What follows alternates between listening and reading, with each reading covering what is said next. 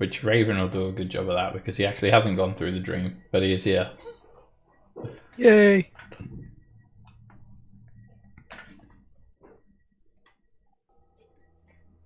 Okay. I'm just gonna have a nap while you...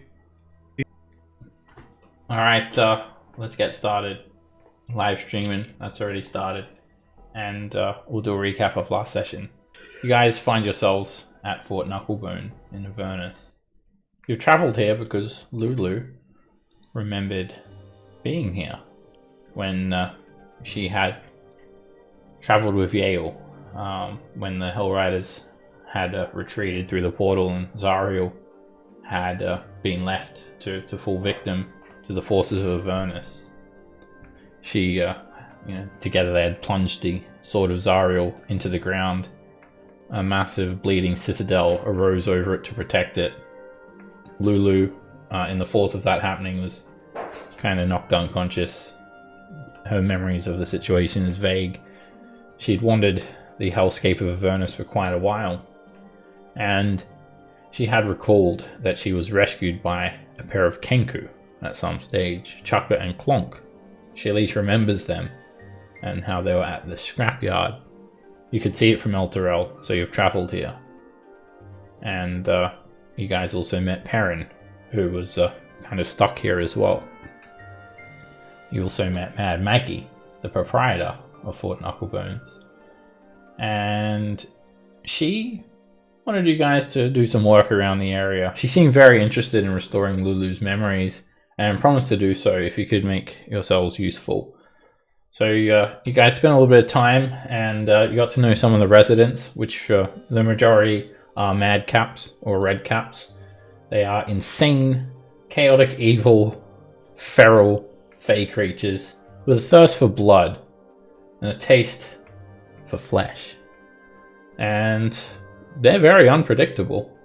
Most of the ones you talk to just try to kill you. You guys helped out Barnabas with his missing tooth, and you just tried to be as helpful as you can. Eventually you went to report to Mad Maggie, and she has done the ritual for Lulu, ritual to restore her memories. And we ended the session with you guys delving through her memories. The first memory you came to was kind of a false memory. It wasn't really a memory. It was just what Lulu wanted to see, and that was her in this rainbow field with Zariel holding hands, and everything was jolly. Return the sword of Zariel to her, and they're in some mystical fantasy land. But Mad Maggie guiding you. You can hear her disembodied voice, and you guys are obviously in some sort of dream state. But the threat to your well-being is obviously real because Raven was hit with Ava psychic damage, as were others. Raven's disappeared from the dream, basically. Or unable to actually sort of see further into this dream. So you push through this vision of rainbow angels, and guided by Mad Maggie's voice, she told you that we need to see more. And we ended the session with you guys in this flame-encircled battlefield on this barren hellscape. And at the center of the circle, there is Lulu and the angel Zariel, lying unconscious and prone. Everything is kind of a bit abstract here as well. And Zariel appears to be like a shard of stained glass, basically. And although she is just like a piece of glass, both Lulu and Zariel, they look horribly injured. They're both prone, they're both unconscious, they're both helpless. And you see yourself standing in defense of Lulu and the angel, facing outwards. And each one of you face a small spine-covered devil. They're on the ground. They have pitchforks in their hands, and they're creeping closer. And in the distance, you see a formation of battered and retreating human warriors, Hell Riders. They're disappearing through a portal. This must be the point when Zariel had fallen and the Hell Riders had retreated, leaving her to languish. And the devils hiss. And they're obviously coming in at you guys who just find yourselves in this situation. All the while you can hear Mad Maggie's disembodied voice. You must defeat those devils. There are 7 devils. And who's here at the moment? We've got everyone except for Nico. So there's no Nico and there's no his devil. And Raven, there's no devil approaching you. Everyone else, you must fight. So let's roll initiative. And Zygon, you've got 2 levels of exhaustion. However, that doesn't affect you in your dream state. So ignore your exhaustion. This is not real. This is a dream. For the most part. It's just a realistic dream. Alright, yeah, this spine devil just starts running. Usually, as you guys know, these spine devils will not go to ground unless absolutely necessary. This one, but they're all on the ground at the moment. This one runs off and just charges at you, Callan, and tries to hit you with his pitchfork. He misses. As he falls forward, trying to stab you with the pitchfork, he tries to bite you on the arm. And he misses as you kick him back. He then leaps back into the air, flying up to a height of 20 feet. He doesn't provoke either. He has flyby, so no opportunity attack. And the next one comes in at Alandir and does exactly the same thing. First with the pitchfork. It hits. He catches you. Alright, you jump back and only one blade of the pitchfork catches you for 2 damage. He then comes up on you and trying to bite you. And he just chomps straight onto your arm with these sharp fangs. You take 2 damage. It's not as bad as what you'd actually thought. It felt like he was going to rip your arm off, but you look down and it's just a little scuff. It too leaps back 20 feet into the air, beating its purple wings. And this is Bargle's devil. It does the same thing. It misses with its pitchfork. And out of nowhere, it just chomps onto your neck, biting as deep as it can. Blood runs down you, and you take 9 points of... It's actually psychic damage, so you take 9 points of psychic damage. Although it feels extremely real for you, your body in the actual plane of Avernus is just kind of writhing in pain in this unconscious state, but for you it really just feels like the devil just bit you on the neck. And then it leaps up to the air, 20 feet, 15 feet back and 20 feet high. Parent, your spine devil is still on the ground. Okay, I'm gonna put Hunter's Mark on it as my bonus action. Shoot him. The 13 hit. Alright, if you cast a spell as well, just can you please actually cast the actual spell first?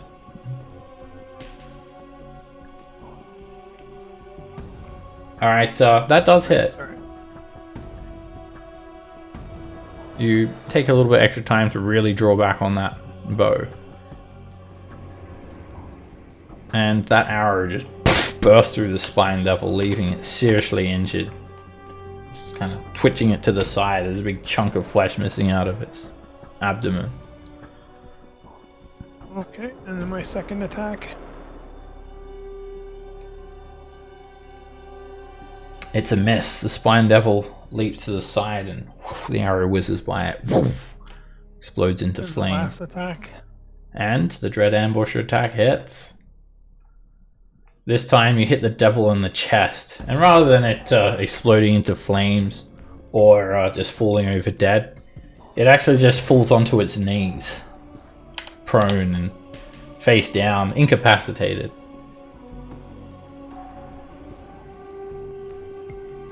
drops its pitchfork from its hand. And it seems to be kind of like murmuring something, but the words are just indistinct. Can't make out what it is, no matter how hard you listen. I'm just gonna move to here. You look over and you see all these armed knights wearing the colours and crest of Elturel. They're just running, just fleeing. Oh, we've been overwhelmed! We've lost! I'm Barry Mantleborn! They call out. And here comes your devil, Zygon. Pitchfork first. That's a miss. And a bite. Another miss. Even the shield of the Hidden Lord seems to be with you in this dream. You interpose it. The devil chomps up against it. The spine devil leaps back 20 feet into the air. Zygon.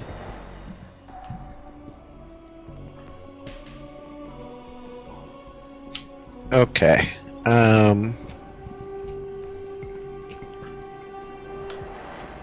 I'm going to go ahead and head a little bit closer up and throw a javelin. It's a hit.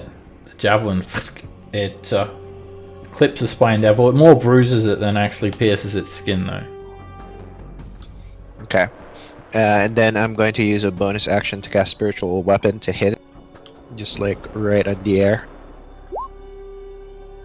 You angle the spiritual weapon up and there's an explosion as you rip a chunk out of its flesh with that force. And it knocks the spine devil around a little bit.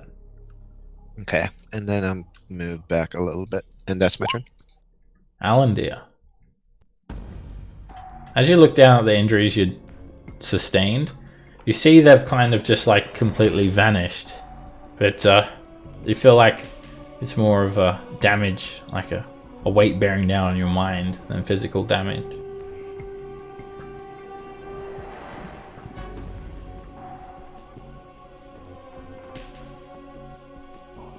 Hello?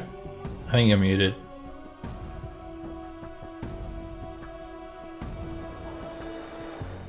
Can you hear me? Oh, I guess you can hear me. We can't hear you. Let me message him.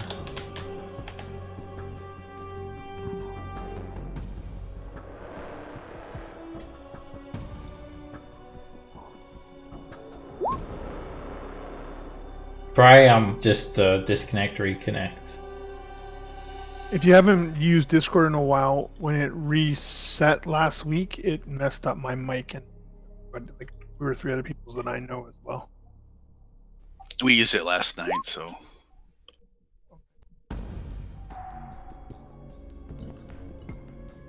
Try just disconnect from the chat and then reconnect first. That might just fix it. Wait, can he hear me? Can he hear us? I'm guessing he can't.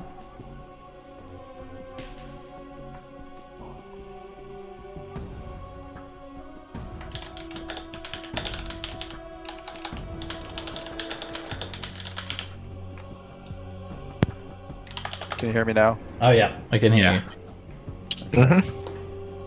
Alrighty. Right. Alright, yeah, you hit the devil, and he does resist the damage. It just clips his wing a little bit. I use a silver arrow. Okay, alright, that does sear through the devil. And what you'll find, like, your character doesn't know this, but what you'll find is that silver arrow will not actually disappear from your inventory when you get back to your actual body. Bargle. Okay. Alright, same thing. Crossbow with a silver bolt at the spawn devil that attacked me.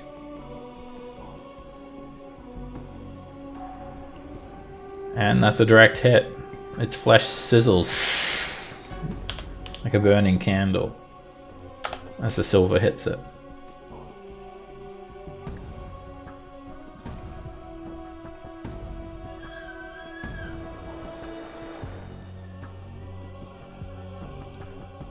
Callan. Timora, destroy this fiend. Cast spiritual weapon. It's a hit. The spiritual weapon, spiritual coin. Let me get the Timora coin out. It like a frisbee, smacking the devil in the head, knocks it around a bit. Then I'll follow that up with Toll the Dead.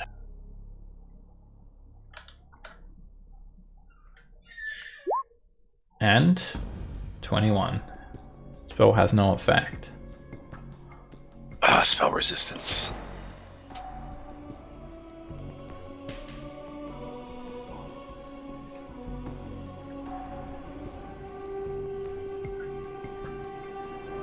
Yeah, the APIs are being a bit laggy. If it doesn't pass you on, I'll just skip it ahead manually.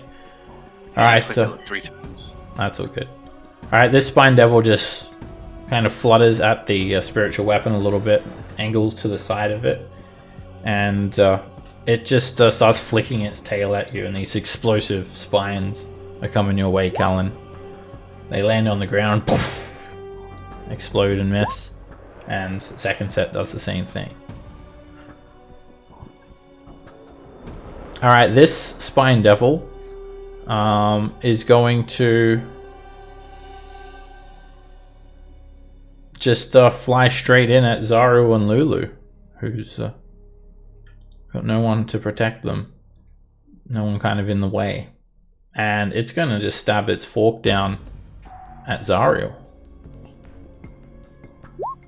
And that hits you for 9 psychic damage, Bargle. When that Spine Devil attacks Zariel, it affects you. And you feel this excruciating pain explode in your mind. And Maggie yells out, "Ah, you must protect them from the devils!" And then it's going to try and chomp onto Zariel. That hits her in her prone unconscious state. And you take 7 psychic damage.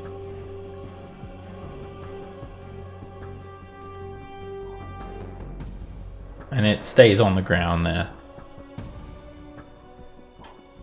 Images are slightly distorted in this dreamscape as well. Alright, this is Hallandir's one. And it does the same thing. It swoops down on the unconscious Zariel and Lulu, and it tries to just like rip into Lulu. Just picking her up and chomping onto her. And that will be a miss. And then tries to stick its pitchfork into her. And it just plunges the fork into Lulu and Hallandir. Take 3 points of psychic damage. Man, can he dodge that? No, because it wasn't actually attacking you. You just take the damage for it instead. Perrin. So I'm going to move my Hunter's Mark onto the Spine Devil over by Zagan there.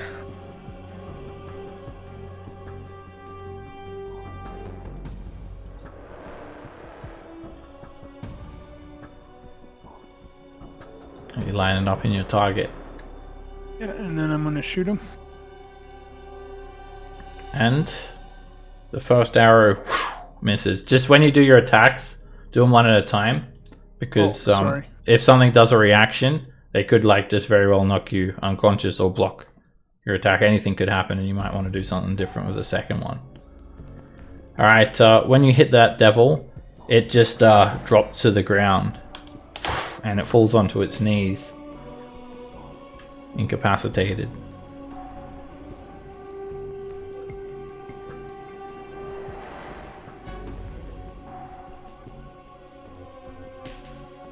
I gotta get used to that end of turn button. Zygon.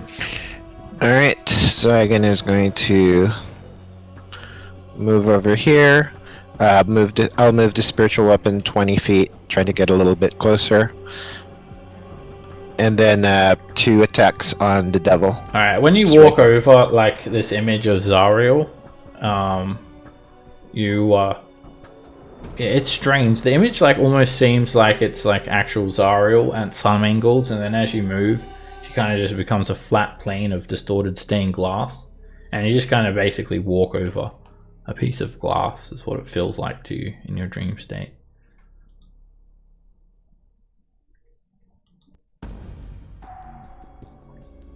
All right. And the then, Hidden Lord just sort of says, "Ah, yeah, step on her, step on the bitch."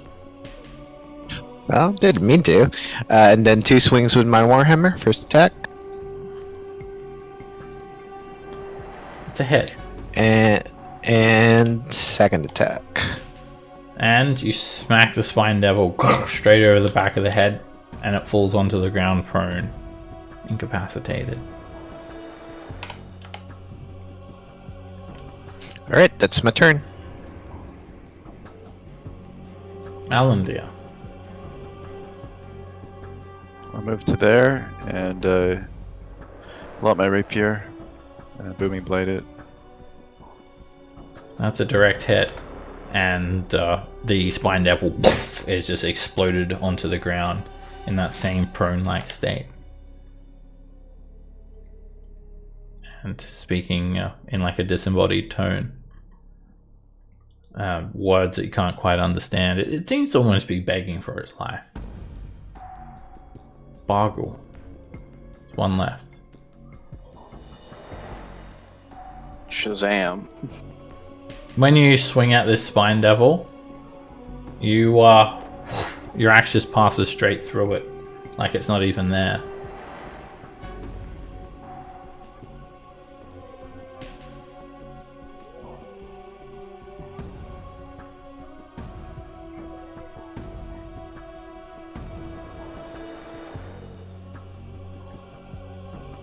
He's gonna assume he missed. He's gonna try it again.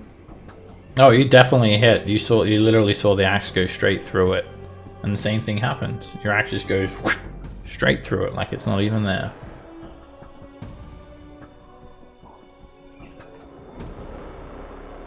And it's still in this state of it's like it's begging. And Mad Maggie calls out, "They are not real. The one who is flying. You must defeat it." Callan.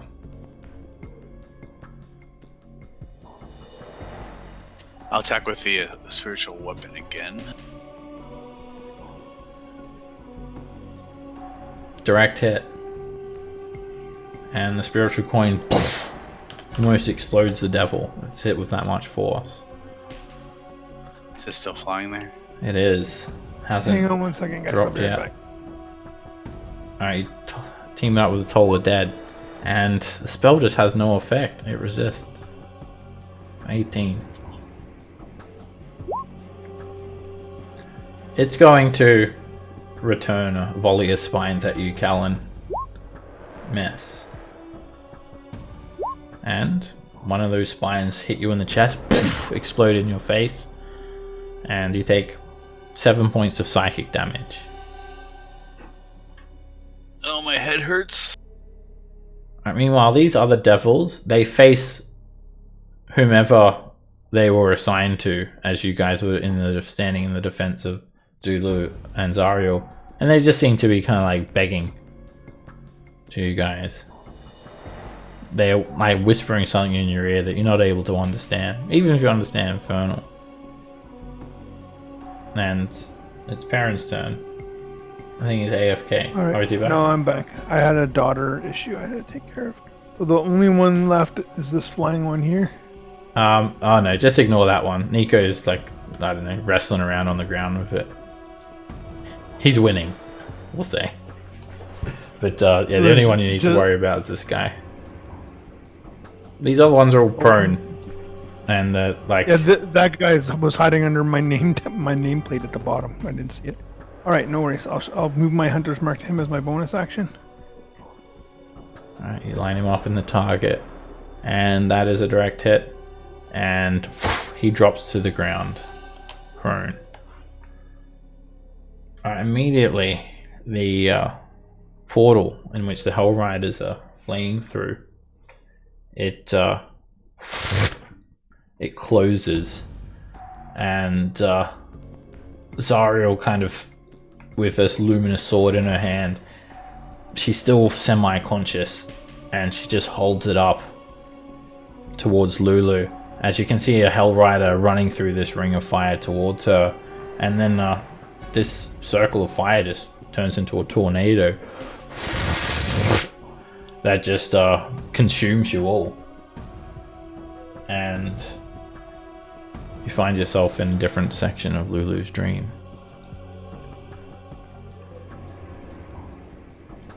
You're in a somewhat familiar but somewhat different area. Same landscape filled with thick black smoke. The smells of death and decay expand to encompass everything. And the small devils that survived the previous dream are right next to each of you. And they are kneeling before you, offering to serve you. Their voices have become ever so clear now. When you try to look out to the landscape, it's obviously the arid terrain of Avernus, but everything beyond that is just like a red fog that's heavily obscured. As if some parts of this dream has not been filled in. Nico's here now, but I'm just going to say Nico's actually with Raven. They didn't make it through the next part of the dream. It's not really going to matter that much. You can spectate, basically. So, each one of you are faced with a choice. Do you agree to the devil's terms? Or do you kill it? We'll go through one by one to determine these devils' fate. Callan, the devils whispers to you, "Please, don't kill me, I will serve you." Master begs for its life. I have nothing but disdain for an evil creature like you. You will die and become a lesser form as you deserve to be. Your words alone are enough to just cause it to hiss as it just melts away. Alan, dear. Master, I will serve you. I will help you. Spare me. Yes, you will serve me by dying. No, that's not the sort of server. And it melts away. Saiken, please. We've all made mistakes. Remember that time you punched a noble and killed him instantly? I don't know what you're talking about, and you are super. And then so.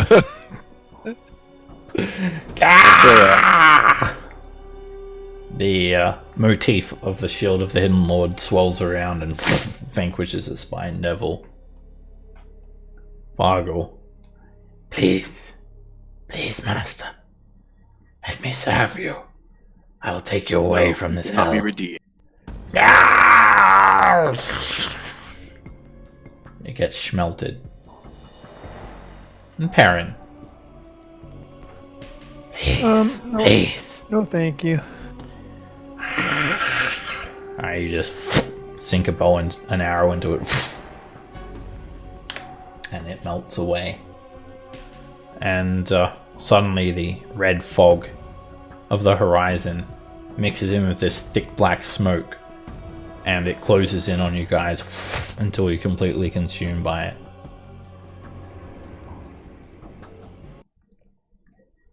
All of a sudden, you find yourselves just in this barren landscape. You look around, and you can see for many miles now.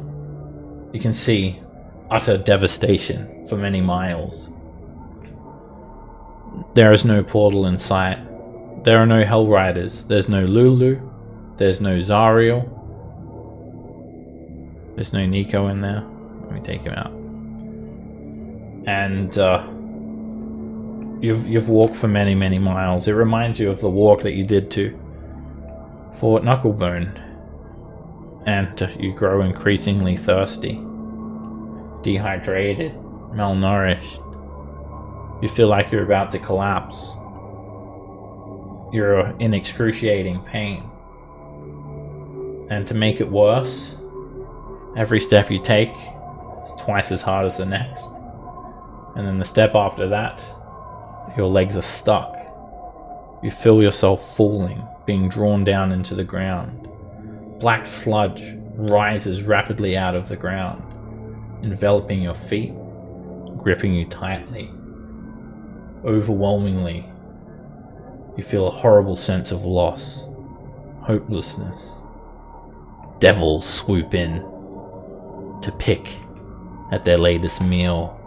Some helpless, restrained souls, unable to fight or flight. Don't let the sludge consume you. You must push through her defenses. She must look. Lulu is trying to block her memories. We're gonna roll initiative. Meanwhile, Nico and Raven, you guys are kind of just spectating. And are we rolling initiative? Maybe we're not. There we go. Alright, so your arms and legs are being drawn down, Alandir, and you have to use your action to try and get free of the sludge. You can make either an athletics check or an acrobatics check. Use acrobatics. Are we still exhausted? No. Well, Okay. you are, but not in the dream state. Okay. And How many? oh, go ahead. Sorry. I was just gonna. No, go ahead. Sorry. I was just gonna say, while you're trying to free yourself, these bone devils, they're heckling you all. Where's your help now, Alandir? As if they were the spine devils that whose fate fell into your hands earlier. All right. I'll do acrobatics. Acrobatics. Try to get out of this sludge. You slip 3 and you fall straight down into the sludge, disappearing into a black abyss. And then you kind of keep on falling, and you fall, and there is a thick wall of sludge. You have to continue pushing through it. You find yourself pushing and pushing, and then suddenly you pop out the bottom of it, and you find yourself in the same area, but instead of being stuck in the goop, you have angelic wings, and you're flying around above those who are stuck. And if they're still stuck next turn, you can actually try and help them pull them free. Oops. Bargle. We both clicked it at the same time. Rip out with acrobatics. Alright. Athletics, excuse me. You get squashed by the sludge. It starts to basically consume you. It goes in your eyes, goes in your ears, presses tighter, and the sense of horrible loss intensifies. And you take 12 points of psychic damage. The sludge has almost completely consumed you at this stage. And I'll burn my bonus action and second wind. You're not able to second wind. Oh, okay, then I'm not. All you can do is use your action to try and free yourself. Perrin, athletics or acrobatics check? Right. Same thing happens to you. You fall down this dark hole and you kind of pop back up the top of this area, flying like an angel, able to help others. Next turn. My mom always said I was naked though. You still got your clothes on. Zygon. Athletics or acrobatics check? Definitely athletics. You must push through. And you managed to actually climb your way out, Zygon. Arm over arm. When you take that first step out of the sludge, you take off to the air, flying, able to help others. Next turn. And Callan.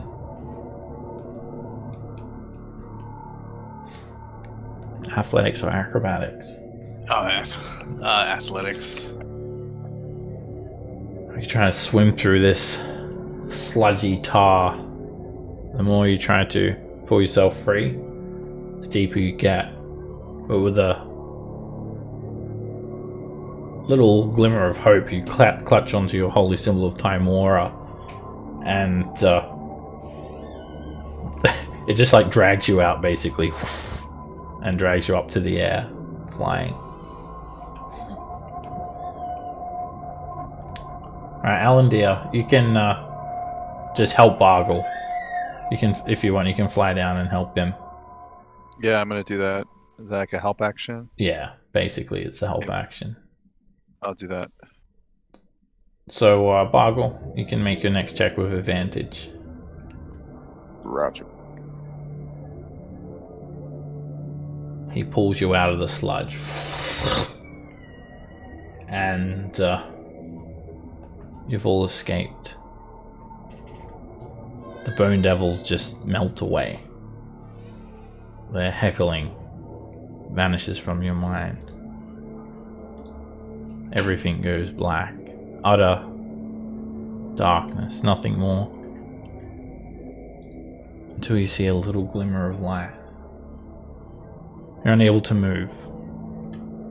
You can't stand, you can't sit, you can't move your arms, you can't move your legs.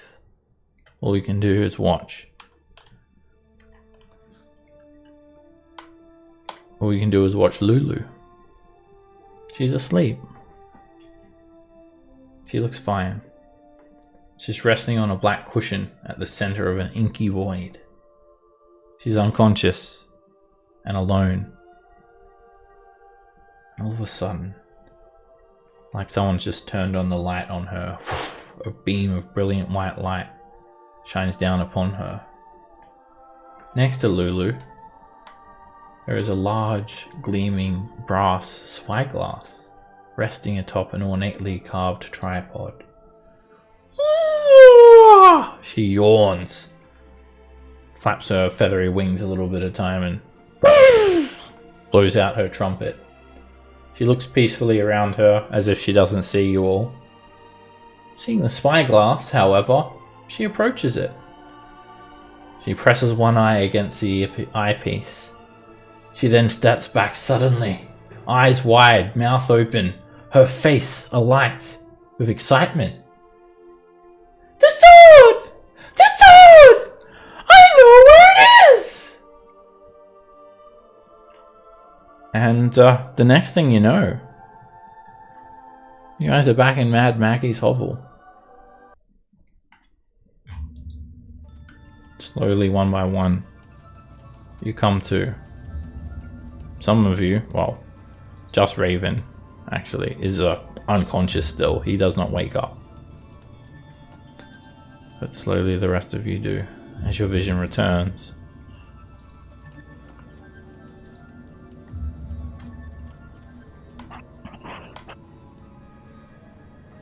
Lulu is already up. She's flying around. I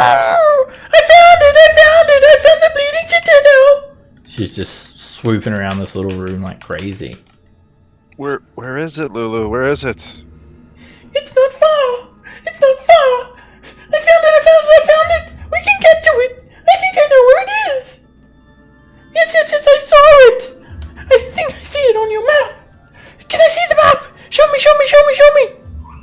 Here's the maps, right here. Alright, you lay it out.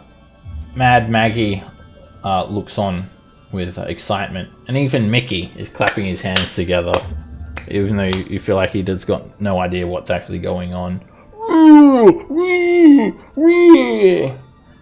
She examines the map carefully, and she points out Harriman's Hill. Look! It's just over the river! Harriman's Hill! Do you see it? Near the top! Right you sure that's where it's at? Yes, I saw it! The Bleeding Citadel! What else did you see that's there? That's it, I saw the sword! It was in a temple of alabaster, surrounded by a bloody scab. There was demons trying to get to it, but it's safe. It's ripe for the picking. I can't wait! Let's go now! Let's go now! Let's go now! Can we?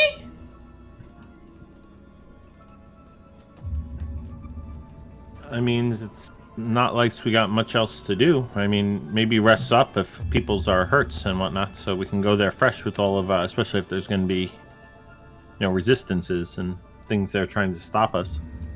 Raven looks a little bit hurt there. Oh yeah, let me check on him, see if he's dead. He's not dead. You can tell that he's breathing.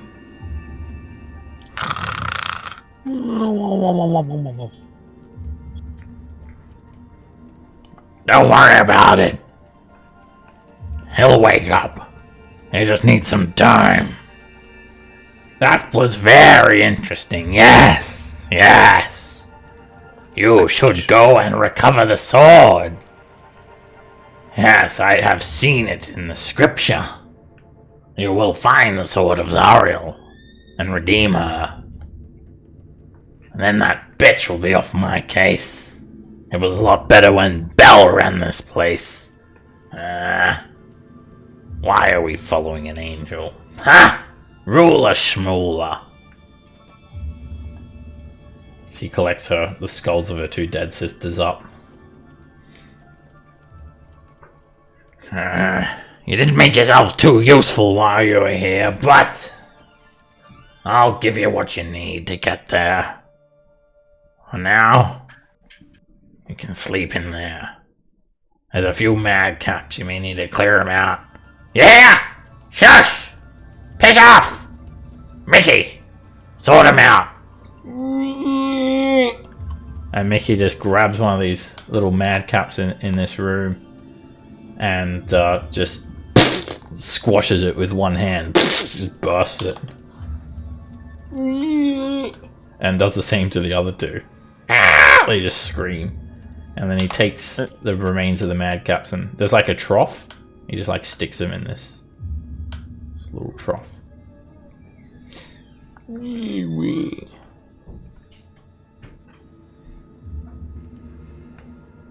There you go. There's some straw in there. You can make your own beds.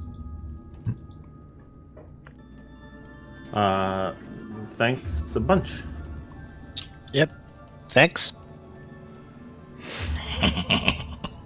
Have a pleasant dream. What does that mean? Means have a pleasant dream. Now, Maggie, what are you getting out of helping us with this anyways? Oh. As I mentioned, Zariel is a thorn in my side. Let's just say I've got a bone to pick. And this will pick it good. So you'd like to see her become an angel and leave Avernus? I don't know about the angel part. But the pissing off from Avernus, yes, that sounds very good. As much as I delight in the corruption of a valiant. There are more pieces of tapestry I must collect to complete my beautiful ensemble. And you can help me complete it by continuing this story.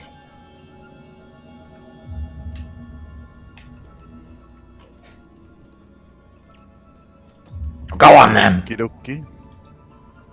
Have a nice sleep. Oh. And she like hops into this bed and pulls up the covers. There's room in this bed too if any of you will like.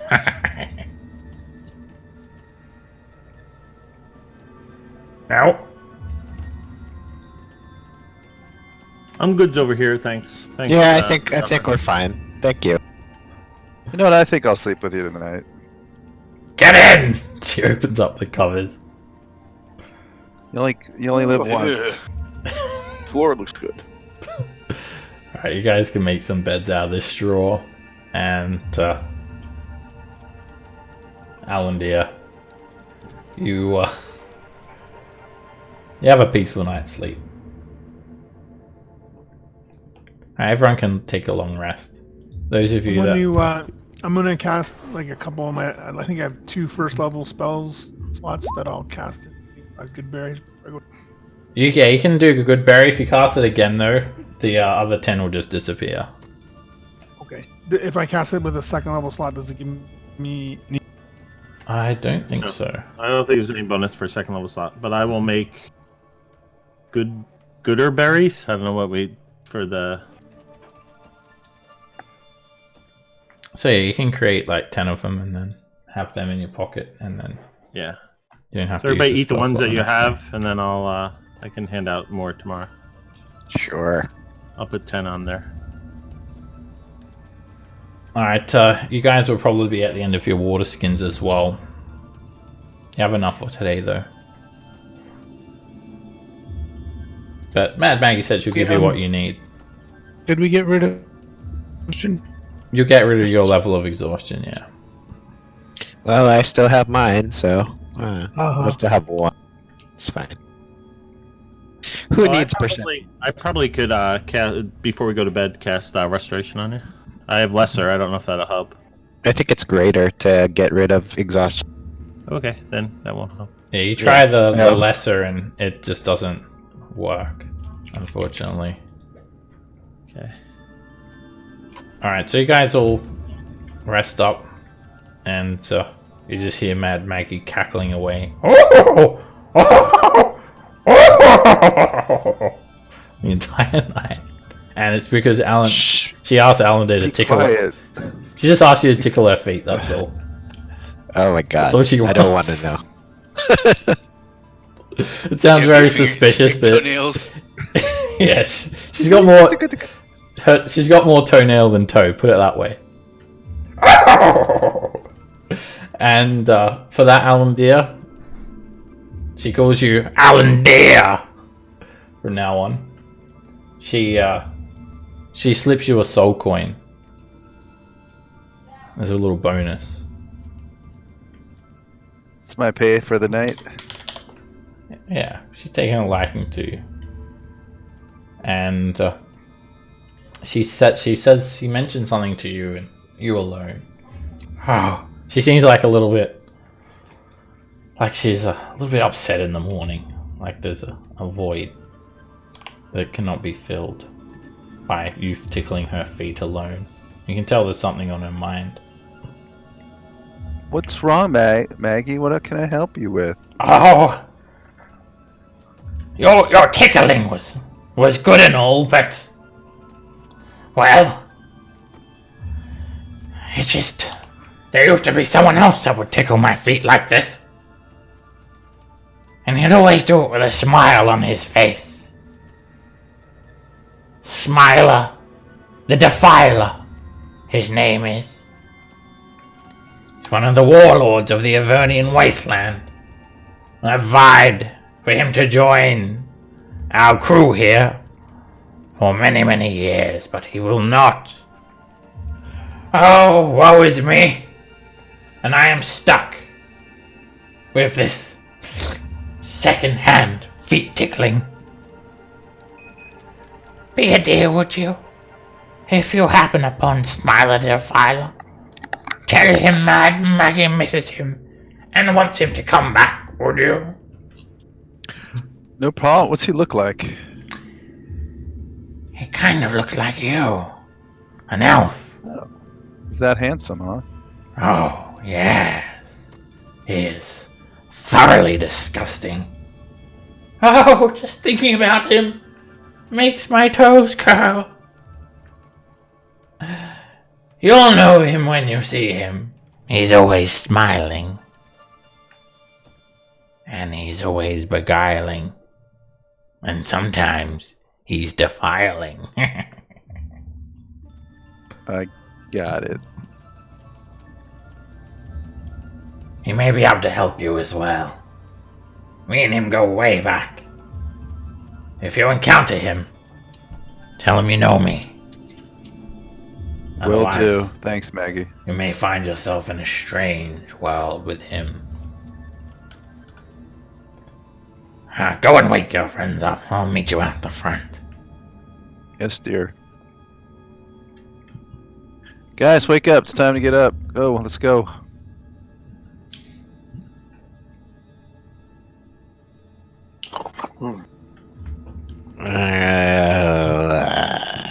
How was your night alone? Let's just say I took one for the team.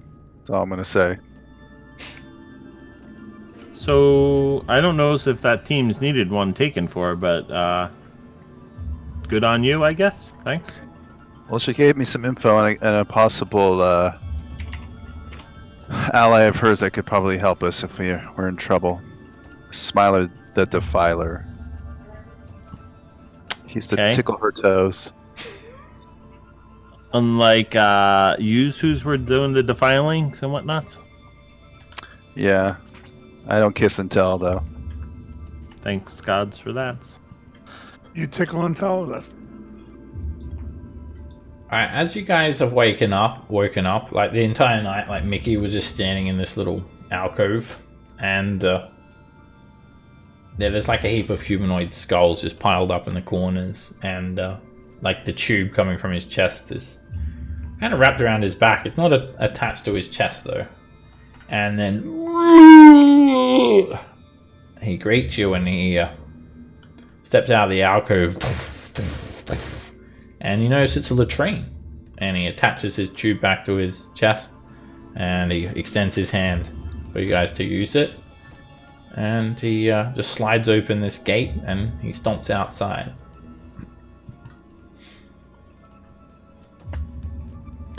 You know, I forgot to ask Mad Maggie. Maybe she'll give us one of those vehicles.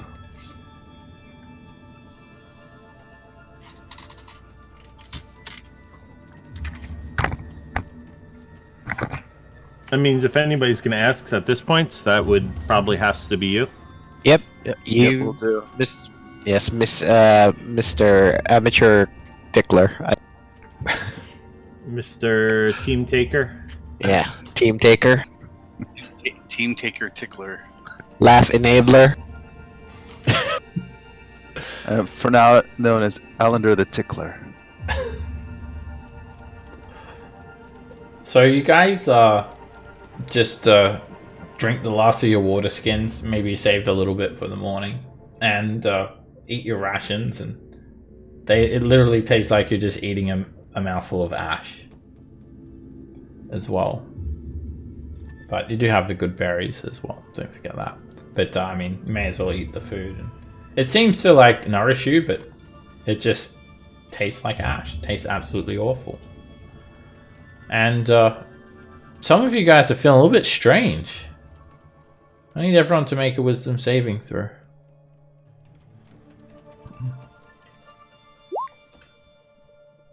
Y'all should be within 10 feet.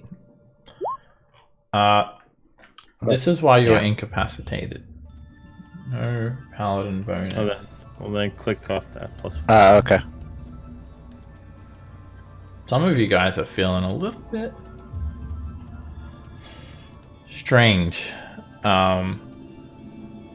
Perrin and Alandir.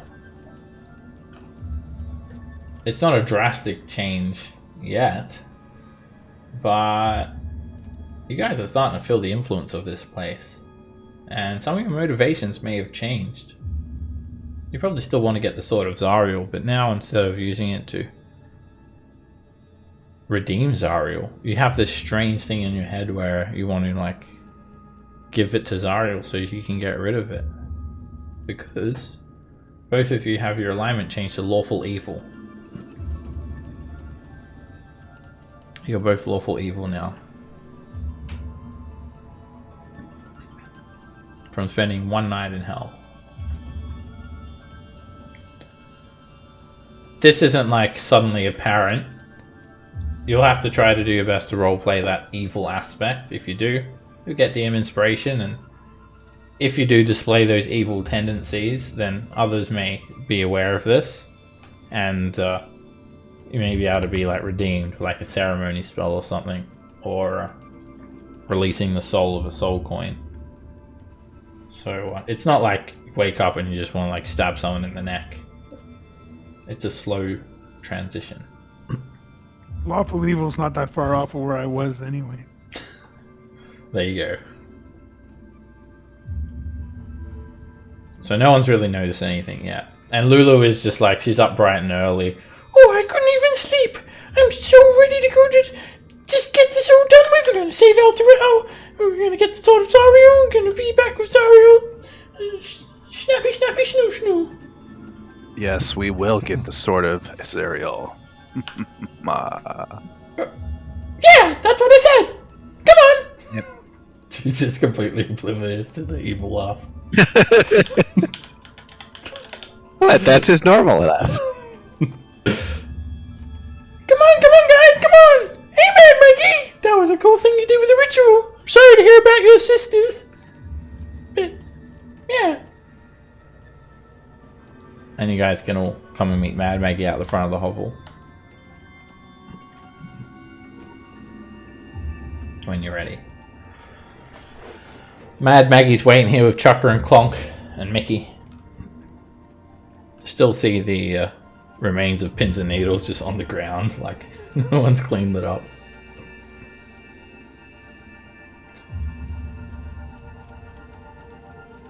She winks at Alandir and she kind of twinkles her toes a little bit at you. She doesn't wear shoes, she's got these gangly, disgusting feet. They're like about as hairy as a hobbit's. And I'll say, Maggie, your feet look beautiful today. We're in need of one of your vehicles. she just What slaps one you can we straight use? over the face. Mind your tongue.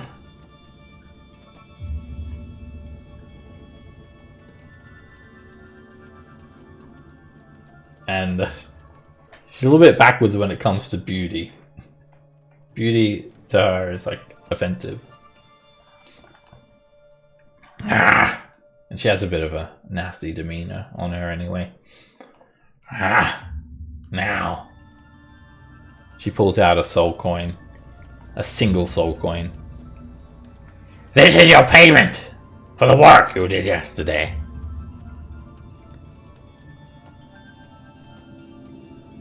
So, explained soul coins to you guys before.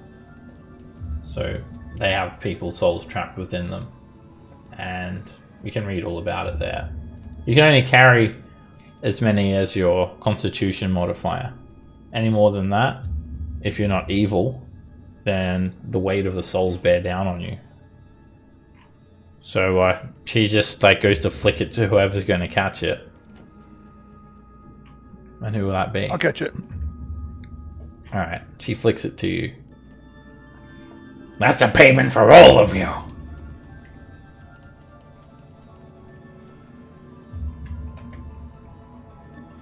You take this coin and you can see it 5 inches across, an inch thick. It's quite large. And I'll just keep track of your soul coins in your like magic items inventory, because you can also keep track of it on a sheet if you wish. Oh wait, you want me to put it on my sheet? That was. You don't need to. Alright. I'll manage them in your handouts like that. So she looks over at these 2 war machines. And there's this Devil's Ride. It's a little motorbike. It looks like the wheels have just been replaced. And then there's this Tormentor. It looks like the Tormentor has not been worked on. The armor is corroded, and it looks like it's missing a weapon. They look run down. And you can have these as a loan for the work you've done to get to Harmon's Hill. And she gives you guys a Tormentor and a Devil's Ride. Just like that.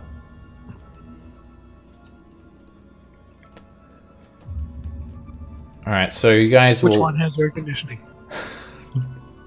No air conditioning yet. You'll have to get an Okay. upgrade for that. you have to get some cannier armor.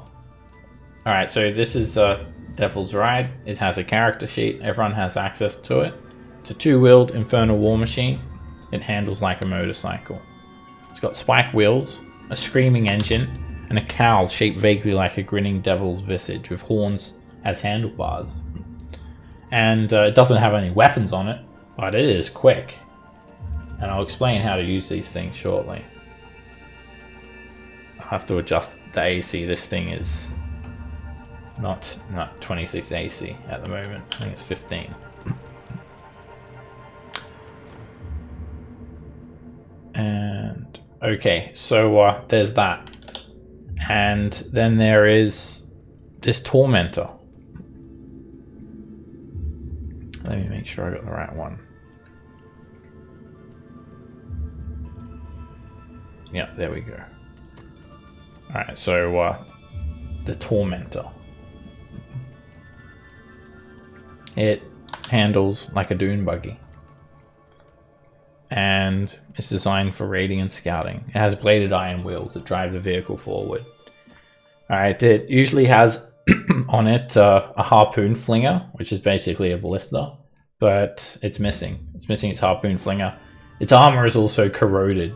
These things are made from infernal iron. It's like this hellish black metal mined with deep layers of the hells. And yeah, you can take a look at the character sheets, or if I give you access to it, it might help. It's got some actions that you can do. It's got a number of features. The Tormentor can carry 4 people. The Devil's Ride can carry 1. And obviously that's not enough for all of you. That's enough for only 5. So it can handle more. You just have to be clinging onto the side of it. As long as it doesn't exceed 500 pounds total. So now there are rules for the war machines, and it's pretty easy. I've got macros for all of the weapons and stuff like that as well. I'll just glaze over it now, just in case we use these rules. So the machines are completely magical. The engine, the furnace, and the weapons are all magical, and they don't work in an anti-magic field. And if they do, it shuts down.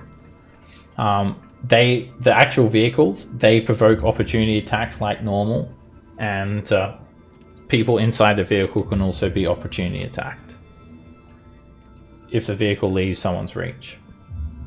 Alright, the vehicles have action stations, and when you get into the vehicle, out of the vehicle, it costs half your movement speed, like you're getting on or off a mount. You have to sit in, buckle yourself in and whatnot. There are seat belts, and you have to organize yourself in that station. So half movement to get in, half movement to get out. If you're in one station and you want to swap to another one, you literally just use all your movement for one turn. Yeah, if you're not occupying a station, you're a passenger or you're clinging to the outside of the vehicle. You can take your actions as normal. So obviously there'll be the person who's driving it. The helm is a chair with a wheel, some levers, some pedals, and other controls. And it requires a driver to operate them. If there is no driver, which there will be, then the machine automatically fails dex saves. You're not able to juke it out of the way. If you're proficient with land vehicles, you can add your proficiency bonus to any ability checks or saving throws you make with a vehicle. And when you're in the helm, you've pretty much just got one thing you're going to do. You're going to be driving while the engine is on. It takes your action, and you can move the vehicle's speed, or you can bring it to a dead stop. While it's moving, you can steer it as well. If you're incapacitated, if you leave the driver's seat, or you don't use your action to control the vehicle, it just keeps on going the same way it did last turn. So if you get like knocked out and you're driving and there is a wall 50 feet ahead of you, you're going to crash into that wall. And the obstacle has to be bigger than the machine to stop it. as the driver, you can also use a bonus action to turn the engine on or off. It does not consume fuel while it's off. And you can also just take the dash action or the disengage action, as long as the engine's running. So basically, if you're the driver, you can go 200 feet around using your action and bonus action.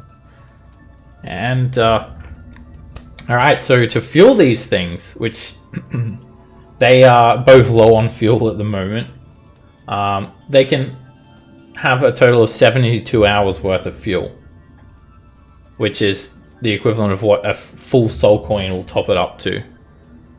And that's what they run on. Soul coins. You have to put a soul coin into the machine. There's a coin slot. It consumes the soul coin. The soul is destroyed and it burns the engine. It fuels up these war machines. And not only that, you can pour demon ichor into the engine's furnace and it gives it a big boost. So each vehicle has a weapon station, and you can swap weapons around. I think the Tormentor just has one station, which is a harpoon fling. It's actually got nothing at the moment. There's information about soul fuel there, which I just pretty much explained to you. And yeah, when you put in a soul coin, you literally hear the soul scream out to a range of 60 feet. So Lulu and other good lion creatures, you're probably going to be having to turn a blind eye to that. But sometimes you have to pick the lesser of two evils. So yeah, pouring a flask of demon ichor into it increases the speed by 30 feet for 1 minute. And that's good if you're getting chased or if you're in a race. And then there is a chance of mishap. Also, if your vehicle takes a certain amount of damage, there's like a big mishaps tables where things can happen. The steering can lock. Armor can be shattered. The axle can be damaged. The entire thing can flip. And you can also have exhaustion if you get wear and tear to the vehicle. So if you get 6 levels of exhaustion, the vehicle breaks down. And you have to repair it to remove the exhaustion. Then there's information about repairs, which you can use to actually repair the vehicle or fix a mishap.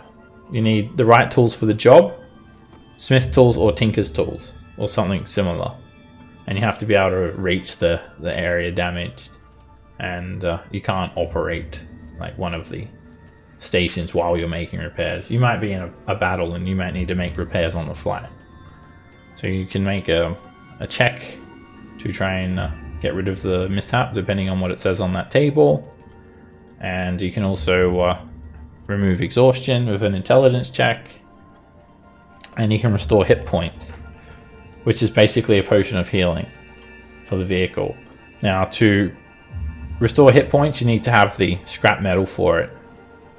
And you guys currently have none. You can scrap other vehicles to get spare parts. Large vehicle gets you 2, huge gets you 4, gargantuan gets you 6. And the vehicle doesn't have to be good condition to repair it. You might find a broken down one, you can just scrap it. So there's rules for crashing there. If you hit something, you crash. And you can take up to 20d6 damage if you crash into something. And you can also crash into creatures, but the creature has to be like bigger than the vehicle, which would basically just be like the Devil's Ride, because the Devil's Ride is large. The Tormentor is huge. I guess you could crash the Tormentor into a gargantuan creature like an ancient dragon or something, and it's going to hurt both parties. And then yeah, if you fall, it's just normal rules for falling if you fall off a cliff. So there's all that info, and there's macros for... I've got macros for absolutely everything, so you don't really need to use the character sheet too much for the machine. And there's also just some info about like the stat blocks here in case you're interested. It teaches you about the action stations. I'll post all that on the forums anyway, and if you want to get into the detail and in between sessions, you can read all about it. But if we get into a battle with the machines, I'll just guide you guys through it. It's pretty simple. So Mad Maggie just has Chucker and Clonk go over and inspect the vehicles one more time, and Clonk just kind of slaps the Tormentor on the side. Chukka sits on the Devil's Ride. They both start up, and a bit of fire churns out of the engines of these vehicles. Almost like a scream when it starts up, and the engine just glows with hellfire.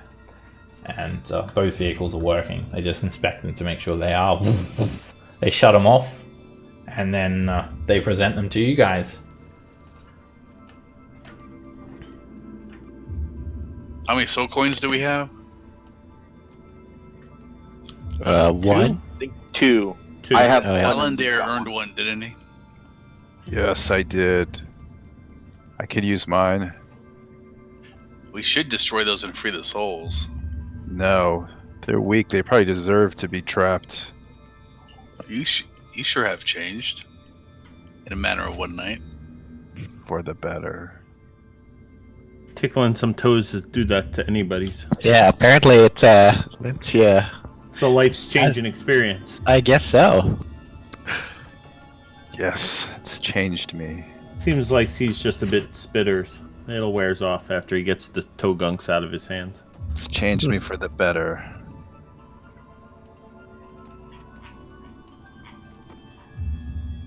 Alright, so, yeah.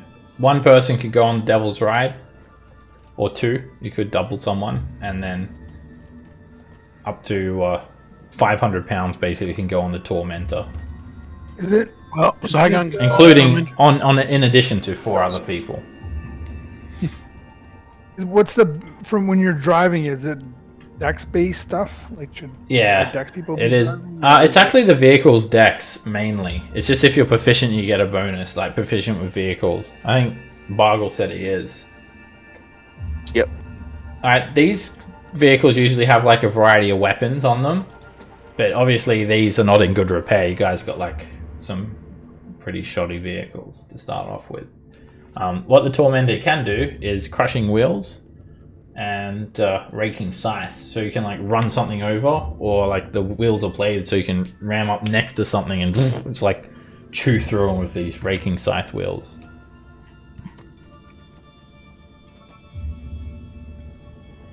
So you guys will have macros for all of these. When you click your token, they're going to show up.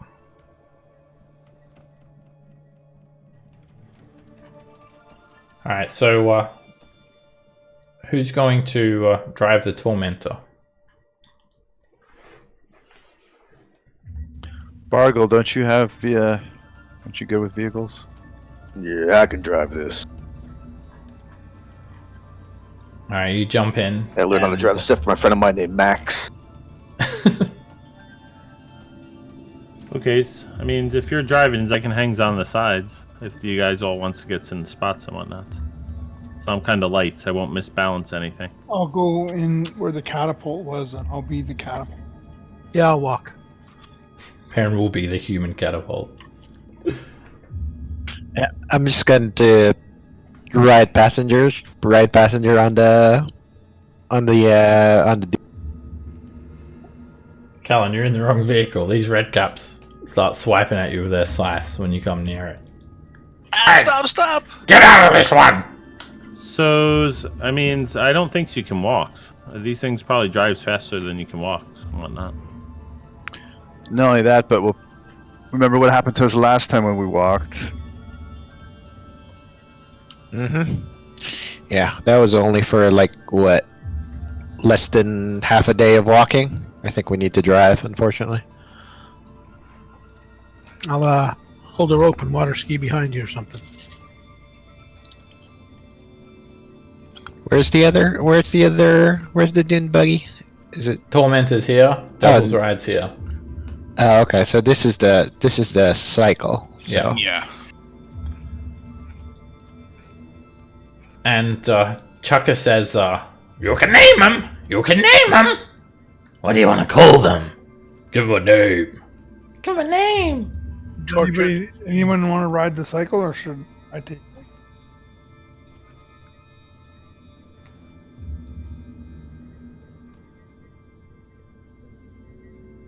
It means I don't got any goods names to give one. I mean, I think giving it names would be a sweet's idea, but I don't really know what we should call it.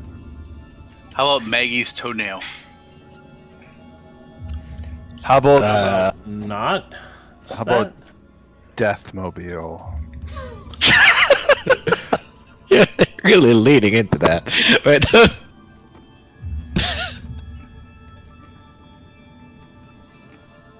How about necessary evil?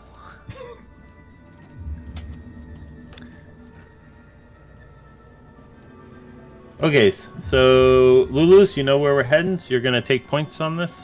Yes, I can look at the map. How much can Lulu carry? I'll just sit on the tormentor, right? Ooh-wee. Yeah. As you guys look at the, alright, Baldur, as you look at the gauge, roll me 2d6 plus 3.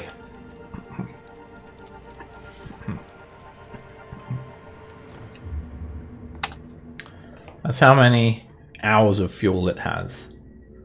There's a dial from 0 to 17, written in Infernal. And, 0 to 72, written in Infernal. And it's a representative of how many hours it can go for. Hey, guys, what's this? The gauge is pointing to an upside-down poodle. Oh, that's just saying it has enough fuel for 3 or 4 days and we can throw away the soul points. Here's actually the Infernal script. So it looks like an I and a G. So it's got IG out of G, weird looking V, U thingy. So it's telling you I'm good and you can keep going.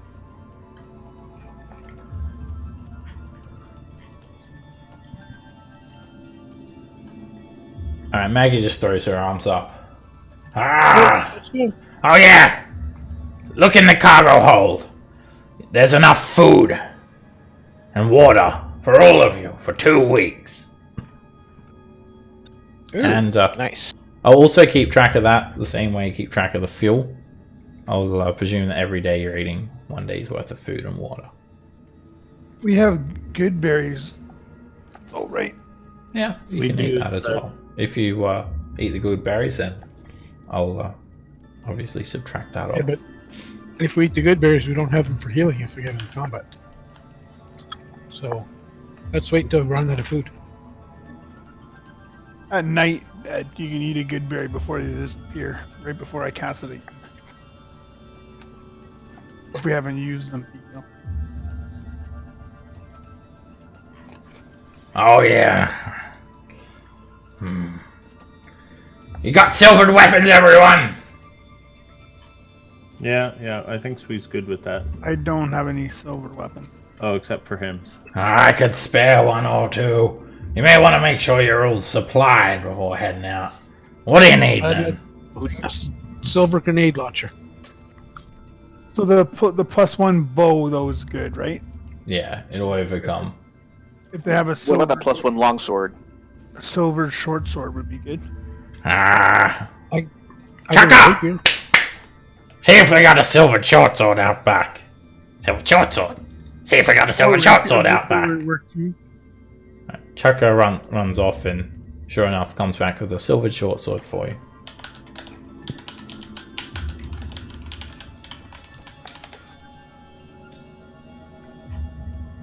Anything else you need? Now I must get back to business. We've deviated long enough here. No, did you think Avu were good? Do you have more arrows? Just normal arrows? Normal arrows. Arrows. Clonk actually just goes and taps you on the shoulder. And he offers you the quiver off his own back. 20 arrows. 20? Yeah, he doesn't say anything. He's very silent. Clonk. The picker of the 2 Kenku. And he just hands it to you. Oh, thanks, Clonk. And you guys were good when I found you. Alright. Well, I'll leave you to it. You'll come back now sometime if you need some repairs. Chucker and Clonk will fix vehicles and stuff like that. Anyway, come on, Mickey. Yes, my baby. Mickey picks her up. It's feeding time. He hops off. Who's going to ride on the other vehicle? The motorcycle.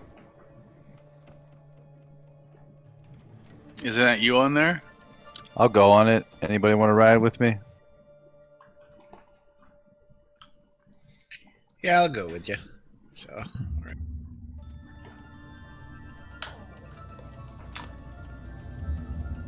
alright. Alright, when you try to get on it, it's too much. It can only carry 100 extra pounds than one person. It's just not designed. Wait. Including your gear. It just basically falls over to the side. You're too heavy, Zygon. Alright. Gotta Someone lighter. I just go right on my guess by myself anyways. Don't need you. Alright. I'll give you single control of the Devil's Ride, Alan dear. And Okay. you'll be able to control that. And then Barkle. When you're in combat and whatnot, if you want to move, it might be best if I move you on the vehicle. You just say where you want to move. Just because you'll need everyone else will move with you. I can move everyone's tokens at once. Alright, when you guys are ready, you can drive out. Lulu will guide you. Round up. Are they fueled up? 13 hours is what they've got. Okay. Roll 2d6 plus 3, Alan dear. That's how many hours of fuel you've got.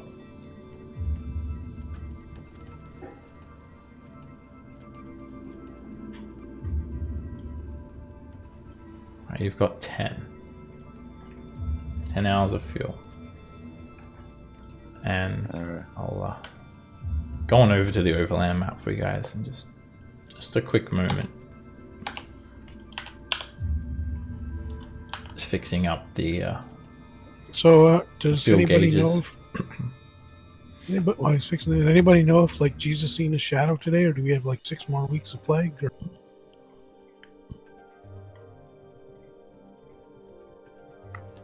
I have no idea what you're talking about. Quarantine joke. Yeah, I tell you another, but you'd spread it. Yeah. Alright. So alright, you guys just start to roll out of Fort Knucklebones. And Chucker runs up just as you guys exit.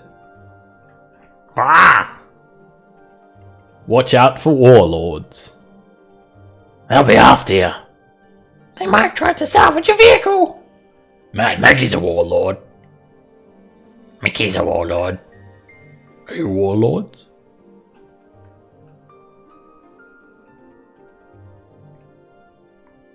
Questions you.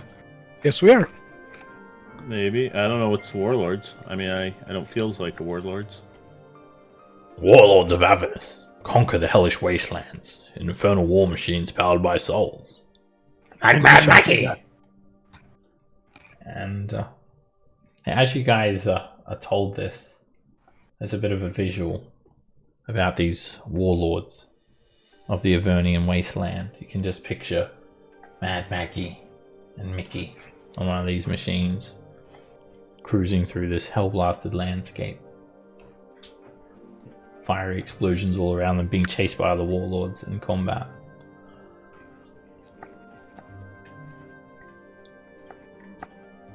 Well, I guess we'll find out if we's a warlords. Depends on who comes to takes our things. Mm-hmm. Be careful.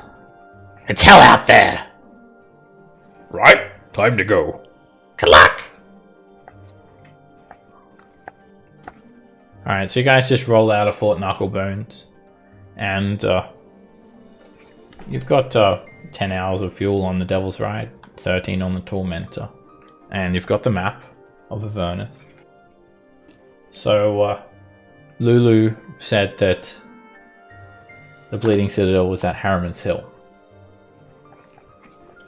So who wants to navigate? Who wants to lead? Who wants to try and navigate through Avernus? Whoever's driving. I guess I can. I got some map. Does anyone have Google Maps? What's Google? Knows. I don't have any of that things, but I knows my way around forests, and this is kind of like that. I've done some tracking and driving. I got us to Knucklebones. I mean, maybe unless our bows wielding friends over there is a little better at guiding and tracking, then he can do it. Survival 6 plus 6 to survival. That's Yeah, what it's it about is. what I got. Can we tags teams it? I'll help, sure. Usually, if two people try to navigate, it kind of makes things worse. Tell that to my wife. But you guys can try to work Either way. together. Who wants to be responsible for things? Someone will need to be. So Whatever- both of you. whatever you Margo's a want. crappy navigator. He can drive, he can't navigate. I'm rolling. I can't stand it any longer. If you're driving, I'll navigate. It's fine. Oh, you don't make a survival check. I never said anything about that. Okay, well, I'm leading. Okay, Nico will guide. Alright, so on the way over here, you guys had marched nearly 3 hours from El Terrell. It felt like 3 days. 4 days, even. When you head out to these blasted landscapes of Avernus, you just cruise along this arid landscape. You can see a dull red glow overhead. The horizon is kind of bleak in every direction, and you've traveled for about 10 minutes. And you turn around and Fort Knucklebones is gone. It's completely gone. You don't see El Terrell. You don't see the River Styx. You don't see anything you recognize here. You take a look at this poster map riddled with strange imagery, unique iconography. All these artistic impressions of Avernus. A lot of the meanings of some of these scribblings remain a mystery. And you've already discovered this peculiar property of the map. It talks. It talked when you guys arrived at Fort Knucklebones. And it didn't seem to actually respond if you talked to it back. Like, it didn't talk back. And you could try to talk to it. If you want. Oh, Mr. Map. Here's the map. Here's the map. It's the map. I think we'd like to go to the Bloody Citadels down here. Show me the way. Does not respond. Okay. Alright, so Put my finger on the map. from where I what you think it can should be. tell last time, using the map to chart a course is unreliable at best. So there's no guarantee you'll end up where you intended. And traditional means of tracking and survival mean absolutely nothing. You can roll a 2d4 to try and navigate to the Bleeding Citadel.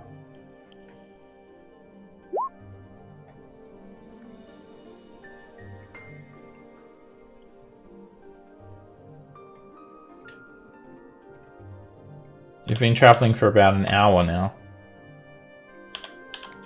And there's no landmarks. Everything is bleak. The ground is scorched, featureless. Everything looks dead. There's no fauna, flora. There's no devils. There's no demons. It's empty and it's hot. You don't feel that same oppressive feeling, though, of having to march through this hellscape. And you finally see what looked like a tributary of the River Styx. And you cruise along its banks for a little while, about 10 minutes, looking for a bridge. Finally, you find a bridge. You feel like you're a few miles from Fort Knucklebones. And you've just kind of pulled up near the bank of the River Styx at this stage.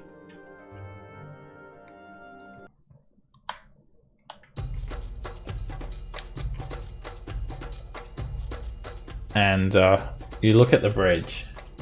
So you guys are handling these vehicles quite well. Bridge is over here. And like it's like a plume of red dust billowing in the distance. And you guys stop to take a closer look. It might be like a sandstorm or something coming your way.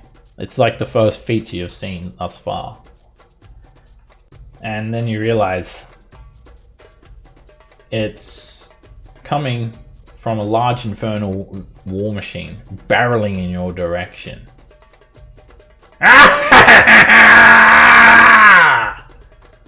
Its crew consists of a boar-headed and rat-headed humanoids. They're all wearing goggles. And they're coming right at you guys. From which direction? From the bridge. Oh, they're coming on the bridge. To the west. I see him now. What do you guys do? Let's take them out. Let's take them out. We can take their vehicle. Get out of the vehicle. Yeah, for scraps. Can we see them?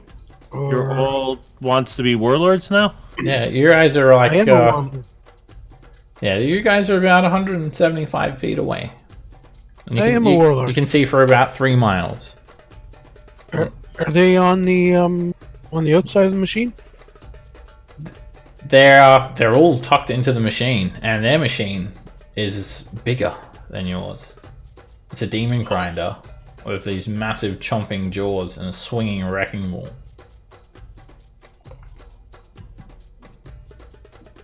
They're coming bigger, upon so you. I doubt we can. I can outrun see when I'm gonna shoot them. Okay. Raven goes to shoot them. I'll roll initiative. Alright, the vehicles themselves, they do not have initiative count. Alright, Raven points his hand instinctively to shoot at one of these. Oh, turn, I missed. It's not your turn, Raven. It's Saigon's turn. Oh. You're not the quickest to react. Other people react as you point your hand to shoot. And firstly, it's actually Saigon. Yeah, and I can't. There's the. What do you call this?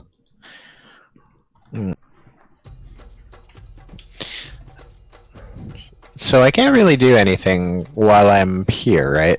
Like I'm just a passenger. Yeah, if you're not... Yeah, there's no weapons on this Tormentor anyway, so... Usually, like, I mean... If you're a passenger, then you can just take your action as normal. If you're in a weapon station, you'd probably shoot like a harpoon or something. Okay. Then yeah, I'll just take the. I'll just ready an attack with my Warhammer hammer to the first thing that, like, to the first bad guy that's in melee range of me. And Okay. when I say that, I immediately hit Alandir. No, I'm kidding. That's it. Perrin. Okay. As you look over, this vehicle's not trying to be stealthy, or it's obviously coming straight at you, and they're swinging this wrecking ball around. So you can kind of see the sides of the steam grinder is gore spattered, and these gnashing metal teeth are opening and closing, and they're all cackling maniacally. There's a bunch of were-rats, were-boars. Which one's driving? The driver is Ragadraga. And does Ragged Draga have better cover or anything? Yeah, if you're in the helm, you have 3/4 cover. If you're in a weapon station, you have half cover. Okay, so 3/4 cover gives me what? Against it. Minus what? It gives it a +5 to its AC. You have sharpshooter, right? So you ignore 3/4 cover. Yeah, that was only half. you don't have to worry about cover. You ignore it. Well, then I will put my... How far away is it? Probably 100, 175. So my hunter's mark won't fit. That's fine. Okay, so I'm going to shoot him. The driver. That's a miss. Shoot better. Second arrow, you hit. Actually, I think you're at disadvantage. Oh no, sharpshooter, you get like, you don't have to worry about the short range either, right? I don't think so. Yeah, attacking at long range is not disadvantage. Okay, that's good, because that would have been a miss. You hit the driver. You hit him. From that distance. The arrow kind of disappears into some of the little blood spatter that you see burst out of that vehicle. My last shot. And you hit him again. You arc the arrow perfectly to intercept him as he's careening towards you. And you just hear him call out in pain. Why not? Oh, I haven't. We're gonna get you! Give us all your vehicles now! That is 8 more points. Oh yeah, another 8 points. Alright. Raven. Alright. Kaboom! Who are you attacking? Oh, the driver. Ragadagga. That hits him. And can I push him back 5 or 10 feet and knock him out of the chair? You can. Alright, then I will. He's ripped out of the driver's seat and he's knocked back. Kind of clinging onto the back of the wrecking ball. You hit him again. And you knock him Push him out back the back door. straight off the vehicle. And he'll fall prone. You just blast him straight out of the driver's seat. He just goes flying.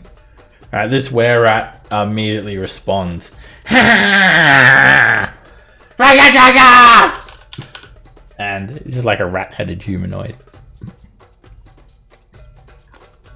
And he's going to jump into the helm. He's going to assume control of the vehicle. And he's going to just take it to a dead stop. Get back in, Ragadagga! Using his action. Callan. I'm gonna cast Bless on the party.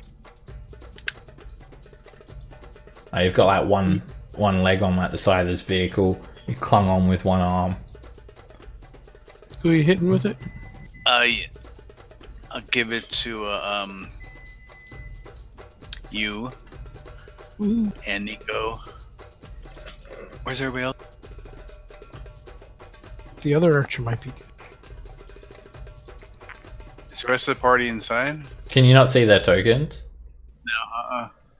Are you using Chrome? Yeah. That's the same problem I was having. Can't see people's tokens. You're going to want to swap to Firefox. Everyone else is in there. You just can't see them. Before, when I loaded in, I couldn't see Nico on any of the pages. And then I loaded back in and I couldn't see Callan for a moment either. I couldn't see you for a moment. But Oh no! yeah, you've got... Actually, I'm using the Explorer. Okay, you may try Firefox. Like you can do it like later, but yeah, I'll get Raven, Nico, and Heron. They're all range attackers, so they're all blessed. Sweet. Thank you. don't forget to hit the spell as well when you cast the spell, please. Oh yeah. Especially if it's concentration. Alright, Ragadagga, he just got launched out of this vehicle. Ah, what the hell was that? Get him! He's gonna jump up and he's gonna move quite quick. It's this huge hulking boar. He takes a dash action and he just jumps back in a passenger seat. And he points forward with this warhammer, this big maul. Charge him! Chop him! Alright, Lulu's just gonna fly up with you guys. Ooh, this is our first warlord battle! Those guys look mean! Get him! Turn him into bacon!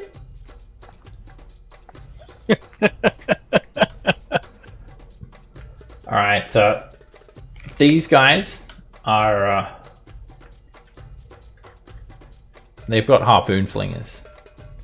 And they're gonna just return fire at Raven. What's the range on their harpoon slingers? Actually, they don't have a short range. Oh. So you're. They don't have a long range. Sorry, actually. So you're good. I was thinking of ballista. Whew. He's pointing it at you though. He doesn't fire. Fargle. Bargo's going to navigate the Tormentor to try to essentially kite them, keep them in the range of our bows and out of the range of their harpoon, from the looks of it. So where are you moving? I guess they're coming toward us. I'll be moving south. Okay. Not running over Alandir. Alright, yeah, just show me where you're moving, and then I'll.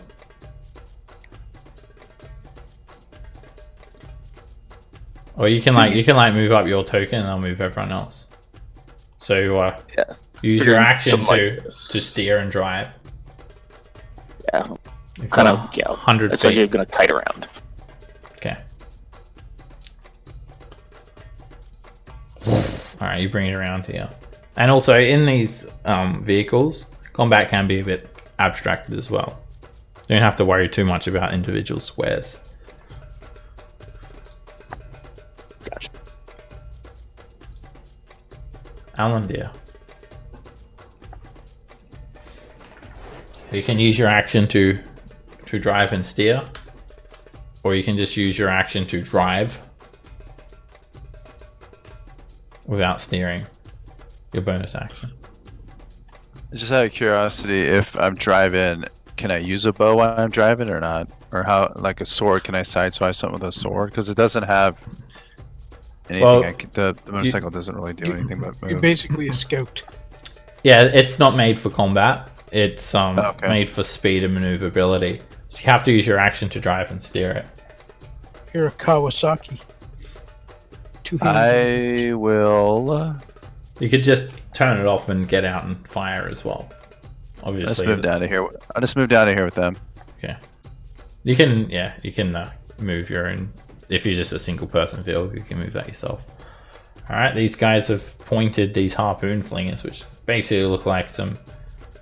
They're not really ballistae. They're more just like a tube that you can stick a harpoon in and it shoots out. Yeah, it's just aiming him at the moment. Nico. They're like slamming onto the side of the vehicle. I don't think I have anything in range. It's like really far. Anything to buff up someone else? 175. Let's see what we got.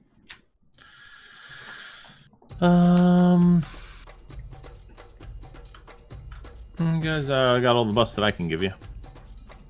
Okay. So if they get closer, I'll try and hit the driver with a sacred flame. Other than that, I guess I'll just ready my action.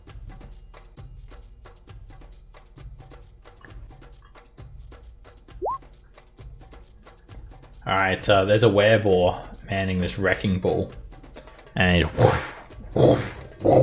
just swinging this giant wrecking ball around on a chain at the back of the demon grinder.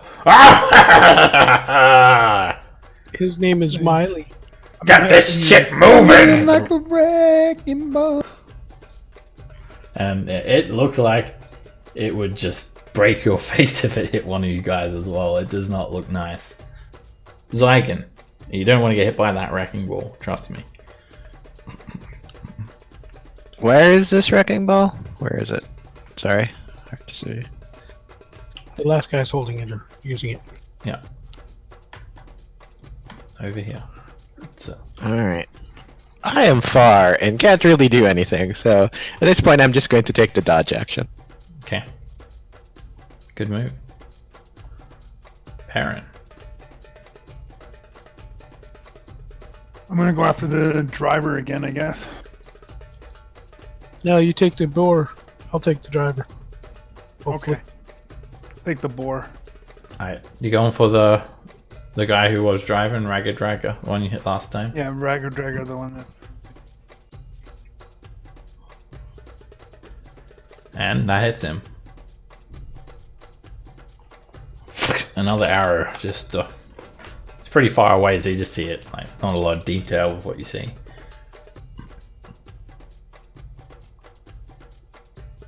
Definitely sinks into him though.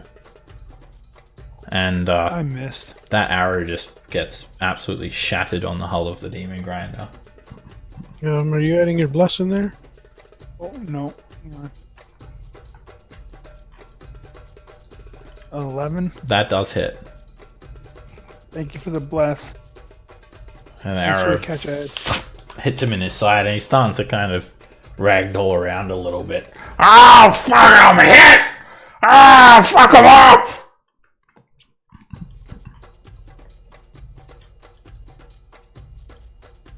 Raven. Alright, I'm gonna hit the new driver. Okay. And you crit him.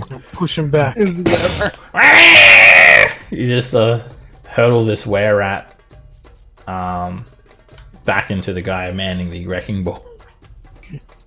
Then I'm gonna hit the ragged dragon guy. And that does indeed hit him. Alright, you send him flying off onto the bridge. He almost falls in the river Styx. Damn it. Alrighty. Alright, this guy is going to just say, I'll get him for you, boss. he's going to switch stations to the helm using all of his movement. And he's just going to drive. Ah! I'll be back for you in a moment, boss. And he drives 100 feet closer. That's And good. here comes the two readied harpoon flinger shots at you, Raven. Me, what did I do? First one. Miss. Second one. Miss. Whew. Giant harpoons just shatter onto the ground. Callum. Awesome song. I'll keep concentrating on my bless. Are they close enough to so you could flame them or something? Oh, they are. They Okay, are. so I will. Not, they're 80 feet. They're too far yet. away, Raven. Run towards them for 20 feet. Then run back. I'm holding on for my dear life. Dodge action? Shh, dodge action. Alright. As you guys see Ragged Dragger jumping up and down this bridge, this giant wereboar wearing some like hides, animal hides. He's got his maul and he's tossing it up and down in the air. Hey, get back here! I didn't say you could do that! Ah! And he just careens across the landscape, dashing. He's pretty quick. He almost goes as quick as the demon grinder itself.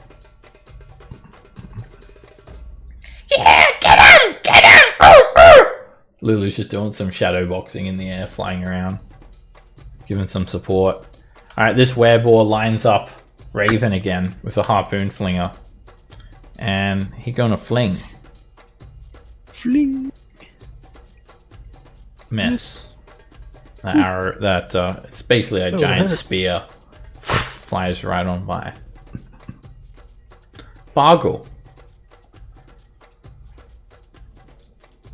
I guess we're closing in now. Go rush them. Alright, so something like this. Oh, it's like, there we go. Basically, come around. They didn't catch it properly. I'm not driving over the hole. I'm going south around it. For some reason, I didn't catch that. Yeah, no problem. Alright, you just Basically, bring heading it right around. towards Raga. Just like, Alright, you don't want to run him over? well, I can't. We only have 100. Unless I can dash, and I don't make the Yep. vehicle dash. You can use your bonus action to dash. Oh, hell yeah, we're dashing, going right towards him. Just screaming. Drive right over him. Alright, you run over him. Alright, where do you want to move exactly? He just like, he just looks at this tormentor Just like that, just coming at him. No, no! Alright, when you run over him, you've got the crushing wheels. So you've got a macro there, that's the one. Alright, so he makes a dex save. He tries to dive out of the way. Ah! And he just managed to tumble out of the way. So he jumps out of the way of the incoming vehicle. When we get within 60, can I use my Sacred Flame on the driver? Yeah. He'll also opportunity attack as you guys move away. Alright, firstly he's gonna try to avoid that. He rolls straight into the Sacred Flame. And he's just he's gonna just slam his maul. I think he's gonna attack you, Bargle. Don't forget you've got 3/4 cover. +5 to your AC. It's opportunity attack. And he just ends up slamming them all into the side of the vehicle.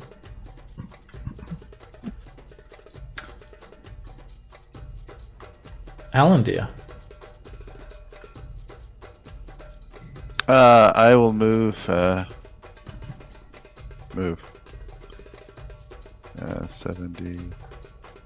That's 125. So right about there. Don't forget your Devil's Ride. Don't leave that behind. So what you could do, Alan, dear, in theory, is give yourself a good 120 foot of area, where you don't have to steer, and you can just use your bonus action to dash. Yeah, I didn't think about that. So you do 240. Yeah, or you could just let it. You could just let it go the extra 120 feet and just have both hands free to fire. We could do a drive-by and give us advantage. Alright, this were-rat is going to look at Alan there. I've got one over here, boss! Watch me! And he's going to fire at the Devil's Ride with the harpoon flinger. And it misses. I don't got it, boss. I'm trying my best here. Oh, you imbeciles! Kill them! They're just a bunch of newbies! I haven't even seen them at the Avernium drag races before! Nico.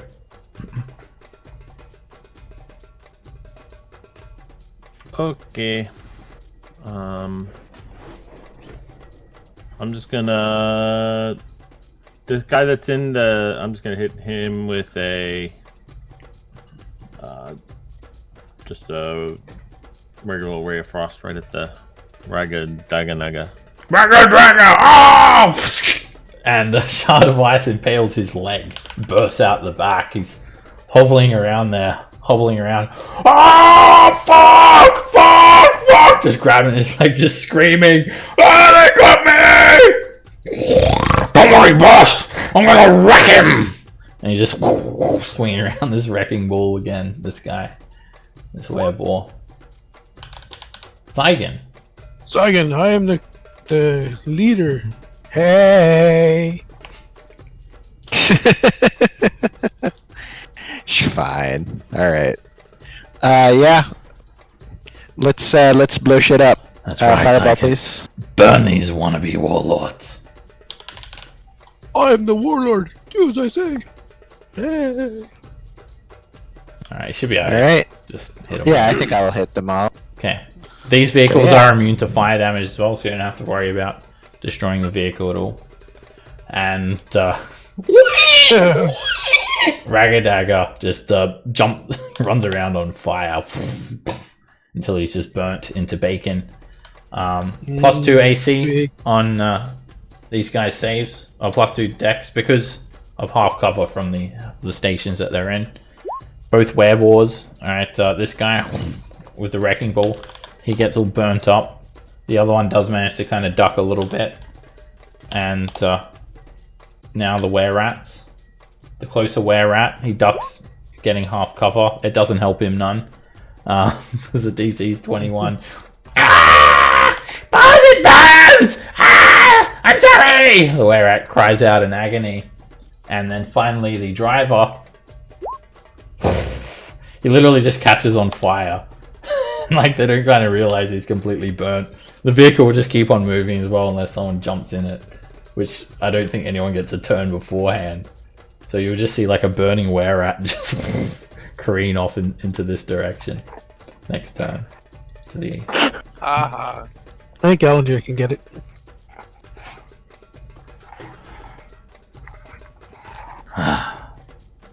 Describe the smell to me. Does it smell like bacon, Zygon? Eh. bacon and squirrel. Yum. Yeah. Squirrel bacon. Alright, end of turn. Perrin. Oh, sorry. All right. I don't even think I'm gonna waste a spell at this point.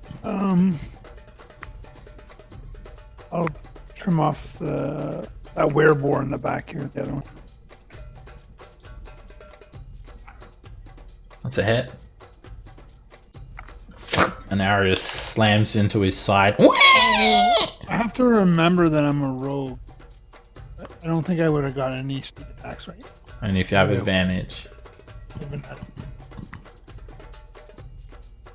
And you hit him again. And he's starting to look pretty damn hurt. All right, and that's me. Raven. All right. Let me see here.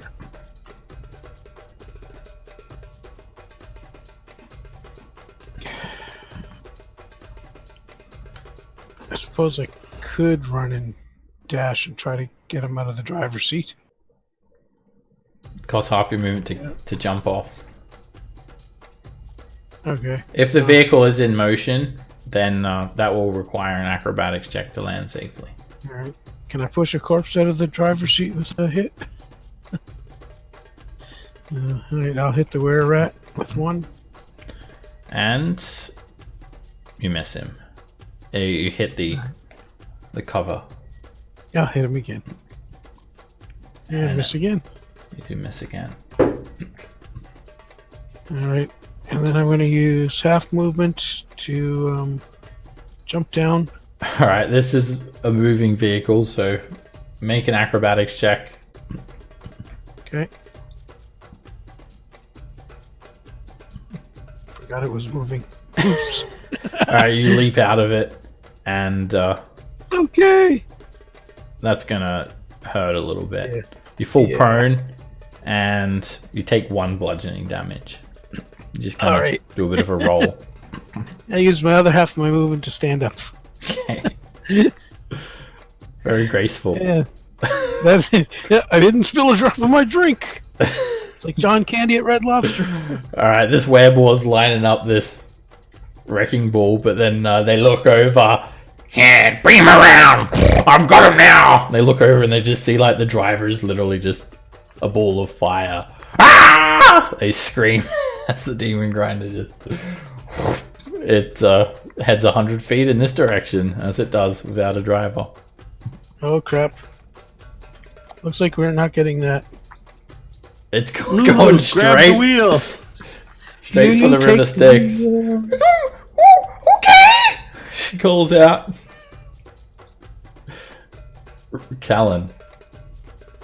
Well, that quickly shot out of range. I'll keep dodging. Okay. Concentrate on the. Alright, Lulu flies in. How do I do this thing? Hey guys! Don't mind me. I just need to borrow this for a second. Alright, she flies in. She uses half her movement to get in the vehicle. And she's going to just use her bonus action to turn it off. Use her action to get it to a dead stop. There's like that one flip that brings it to a dead stop. Yeah. It And she does it. it's abstracted. And yeah, she managed to slow it down, stopping it. And then she just turns around and waves sheepishly. Hi guys! They do not look very happy. And they just start to try and pulverize her. And this werebore is just going to try and Come in like a wrecking ball. smash over a mole. And she ducks underneath the helm. Miss. Tries to rip a horn into her. And that hits her. Doesn't he have to be within 5 feet of her to hit him with a tusk? He's literally like right next. He is within Oh. 5 feet. Oh, I was looking at the other one there. This is happening over here. Oh, okay. Please stop me! Bargle. You live. All right, we're gonna turn this thing.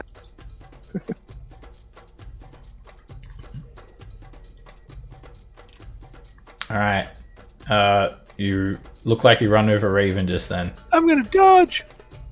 Hold up, Raven. Oh, he wasn't part of the vehicle? No, I was off the back. You shouldn't be moving if it's not your turn. So, yeah, that looked like you run over him, but I'll presume you take a different course of action. And you just do like a U-turn and come over this way. Yeah, so I thought he was hanging on. I didn't realize he was still off. He literally just jumped off. Alright. Oh, Bargo's got blinders on. Ah! let me fix up the configuration. Again, it doesn't matter exactly what square you're in. The combat with the vehicles should be abstracted. Sometimes you don't even need to really worry about the grid or anything. Alright, so you're just driving there, Bargle. You don't want to run up against these guys and start ripping into them with the sharp blades that are turning around on the wheels of the vehicle. Oh, I didn't realize if I bonus action, is that part of a bonus action dashing up to it?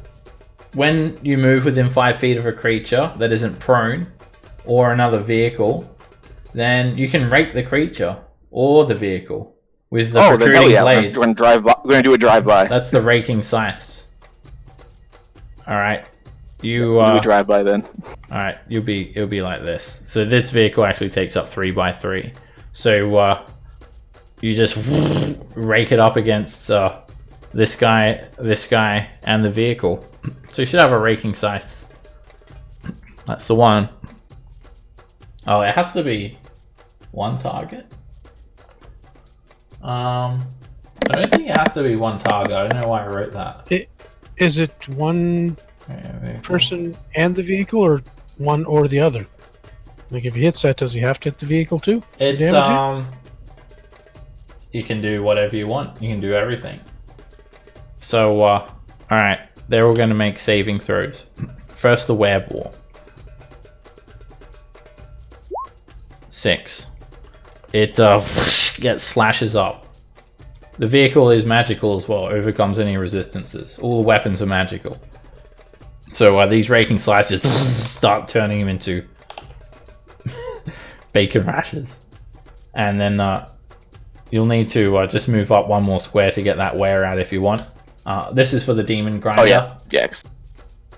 Actually, it fails because it's got no driver. So you just you hit the vehicle for 10 damage, and that actually meets the damage threshold. And that does nothing. It has to exceed the damage threshold. It has to be at least 11 damage in one hit to damage these vehicles. And so no damage from the vehicle. A few sparks go flying as the infernal iron scratches together. And then this were-rat, he just makes a saving throw. He gets a 13. Plus 2 for his station. So he managed to get out of the way.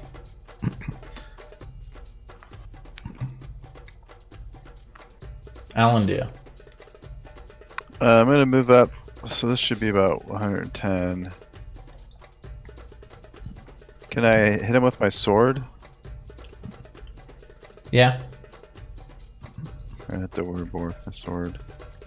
You just pop the wheel, and if you want, on the way over there, you can do a jump. Oh, you can do a stunt. If you want to do like a stunt, I'll give you advantage on the attack roll. If you give it a bit of flair. All right, there's a stunt macro. You'll see it in the description, but basically it's like I think it's like a dexterity check. You'll see it in your macro bar now. I see long rest, raking sky. Oh, stunt. Yeah. Unclick and then re-click. It will come up. So that's it. You can like do like a wheelie or a burnout or something. So Nice. maybe just like pop the front wheel and just cruise forward with a bit of extra speed, and you easily smash the DC. It's only 23. It costs you just 10 feet of movement, which is still had, So I'll give you advantage on the attack to get that guy. Nice. And you just come cruising over and just stick into the werebore, and he gets launched 20 feet straight over the top of the tormentor, just ripped into pieces. And then the front of the Devil's Ride slams down right there as you come to a halt.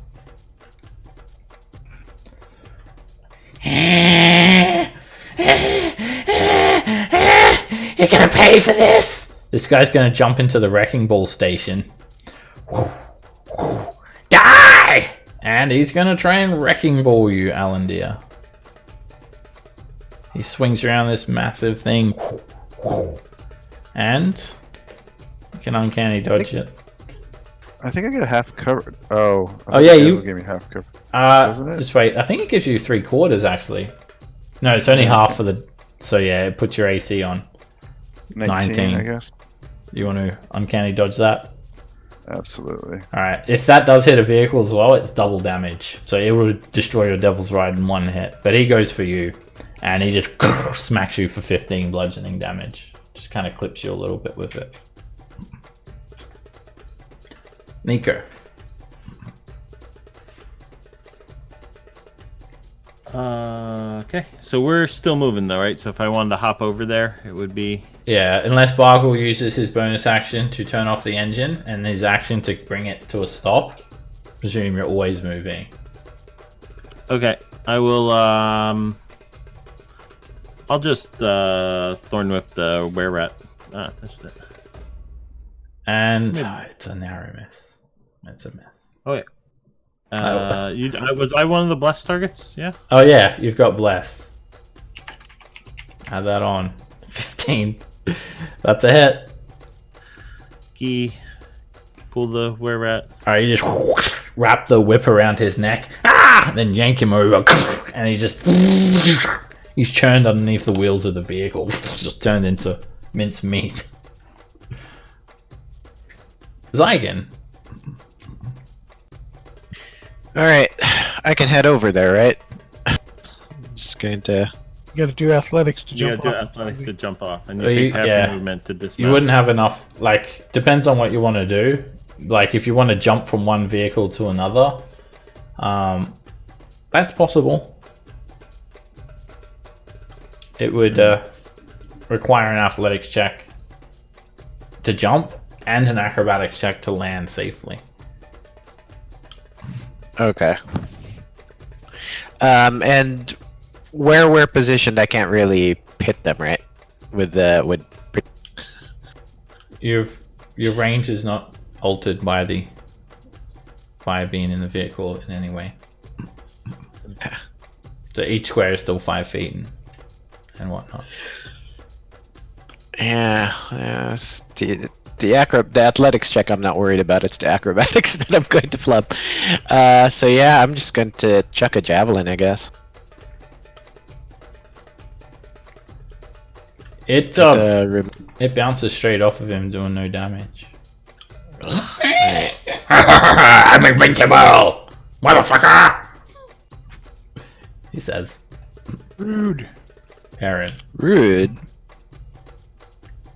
Yeah, right. Yeah, he was rude. He... You're gonna wish that you let us go into the river Styx! I'm gonna kill your little rabbit! Your flying rabbit! Only one guy left, right? Yeah, there's this guy who's talking smack. I'm Ragadagga now, bitches! Hit. Alright, I'm gonna hit him with the... On my turn? Yeah. Alright, that arrow Alright, hits him I in the wait. I side. wait for Raven to do whatever he was gonna do, and then I I'm shoot mumbling to myself as I walk over. Go away. Jump in the river. He's thinking out loud what he's gonna do. Alright, that's another You're direct like a hit. homeless dude wandering through by the river Styx, muttering to himself, playing pocket pool as he walks down the street. Damn right. Alright, another well-placed arrow. He lets out a loud squeal and he's looking hurt. Alright, Raven. Alright, you line him up. 10. Hit. And you hit him 10. again. And he's 20 looking feet, all 20 sorts feet messed back up. push. You can push him 10. You've already done your second attack, so it's too late to push him for that first one. But you Well, knock him I out of the before I did vehicle. this, you want to push him back. I was trying to push him into the lava, but okay. Well, At least he won't get Lulu. That's fine. He said before he attacked, but whatever. did you? You pushing him back both attacks? Yep. Okay. I wanted to push him into lava. See if lava makes good bore. This isn't lava. This is river Styx. Oh, Yeah, just It's worse than lava. yeah, That might you've not got be sharpshooter, so it doesn't matter. But usually in a situation like that, he would go from having half cover to 3/4 because there's like vehicle in his way and stuff. You don't have to worry about that though. All right, Callan. All right, I'm gonna cast a spell on the boar. Totally dead.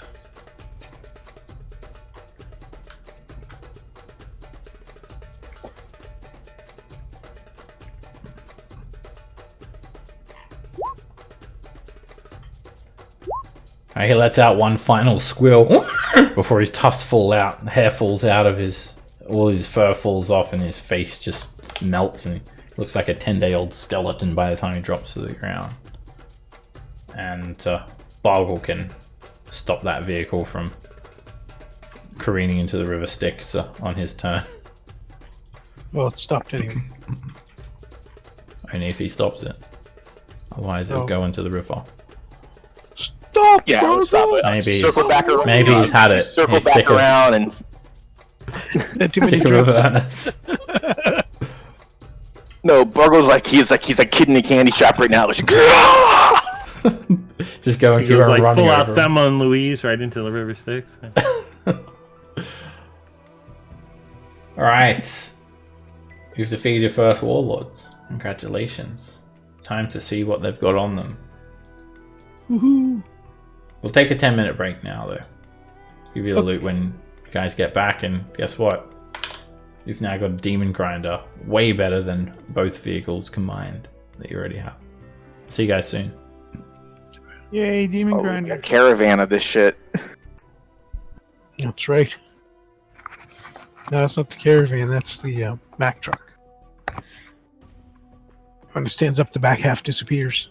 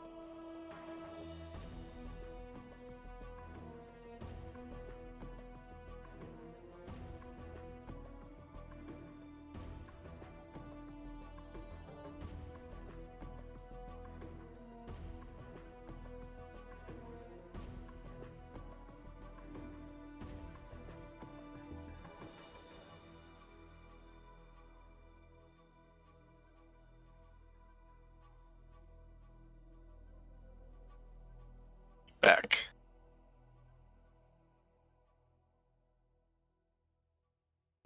Front.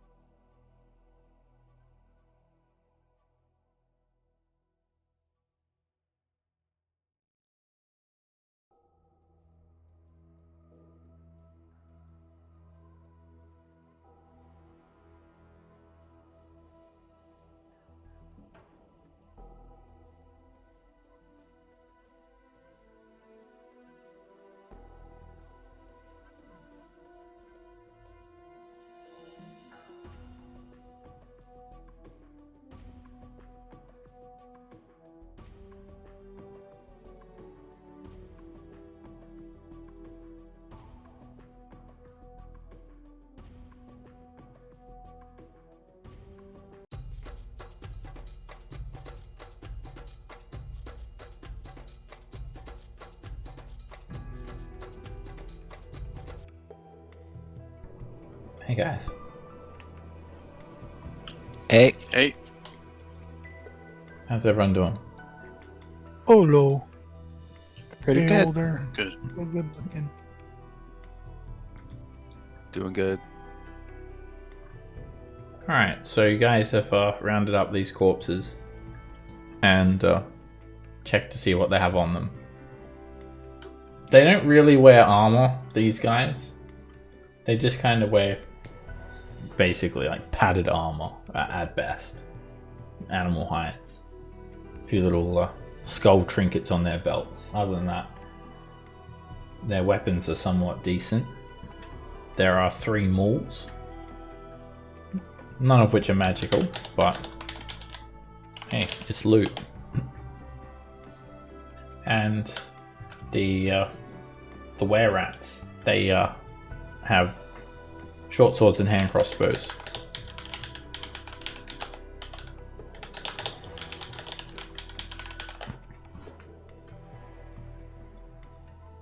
Raggadragga, he has a bit more on him as well. He carries 3 full soul coins and a magic circlet upon his head,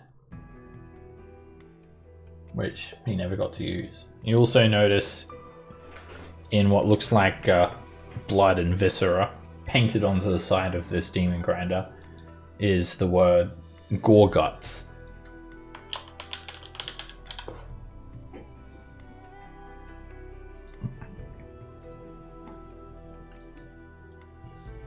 Looks like we got another vehicle. Yep. So, the one vehicle that we had was pretty beat up. Is it better just to scrap that one and get into the big one? Is that what we're doing? Or we just used 3 vehicles. are we going to drive in 3 vehicles? Because we had like people like hanging off the side this last time, so we might need to go. Depends on how many people can fit in this bigger vehicle. Who's taking the soul coins? I should keep 2. You can have how many soul coins? 3? 3. 3 Con soul save. coins. No, con modifier. I'll take 2 of them. Alan dear. Oh, They're I'll not take, very heavy for you. Oh look, Alan is carrying lots of soul coins really easily. Yeah, I guess he's our designated coin carrier. Wow, you must be very hardy or something to be carrying. yes, I like these things. I like to hear. I can them only scream. carry. Alright, okay, man. So they did not have any soul coins on them. So Had 3. lycanthropes. Only Raggadragga, the wereball leader. The other lackeys, no. It's got some like filthy little trinkets, entrails, and some dried meat of some unknown description. Other than that, nothing of value. Also, yeah, all of these creatures, lycanthropes, are in their natural forms, and yeah, you do ponder how their lycanthrope cycles would come about here. There's no moon in Avernus, so they're kind of like in hybrid forms. Anyway, the Gorguts gang are no more, and there is a magic circlet on Raggadragga's head. The circlet looks quite ornate, but it's been covered with blood and gore to make it look kind of grisly. It will need to be identified. Other than that, it's like you can like clean it up a little bit. It's a nice ornate gold circlet. It has a diamond set into it, where your forehead would be, and a semi-sunburst emblem. Cool. We'll give it a little wipe down before we put it away. Okay. Lulu got stabbed with a tusk, but she seems to be fine as well. Oh, imagine that if I turned into one of those big people. Our whole mission would be over. Thank you for saving the vehicle, Lulu. You're a hero. I just did what you guys told me to do. Remember? We're nothing without the power of friendship. That's right. I did it because my friends asked me to do. If my friends ask me to do me a favor, I do them a favor. I scratch your trunk, you scratch mine. Giggity. Huh? Let's go. And, alright, you guys check out Gorguts, the demon grinder, and, oh, it's pretty heavily armed. armamented this thing. So Demon Grinder, it's a 12,000 pound vehicle.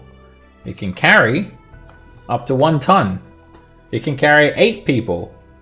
It has crushing wheels. It has magic weapons. It has a prone deficiency. If it falls prone, you have to flip it upright. And same thing, helm requires an action to steer.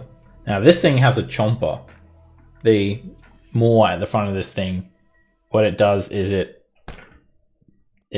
bites things, grinds them to bits, and spits them out through pipes on the sides of the vehicle. Awesome. Okay.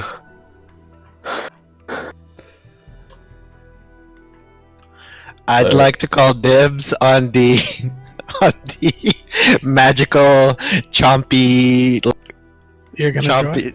chompy. Yeah. Alright, what I'll do is I'll give you guys, you guys can like assign yourselves roles to the weapon stations, and I'll give you access to the macro. And if you do change, I'll give everyone access to the macro. If you do change, just let me know. But if not, I'll presume that'll be your default station, like whenever we're cruising around. So yeah, that literally just chomps, it chews them up and spits them out. And then you've got that wrecking ball that does 8d8 damage. And 8d8 plus 4, double damage against objects or structures. So it's good force if you want to pummel another war machine. And then there are 2 harpoon flingers on this thing.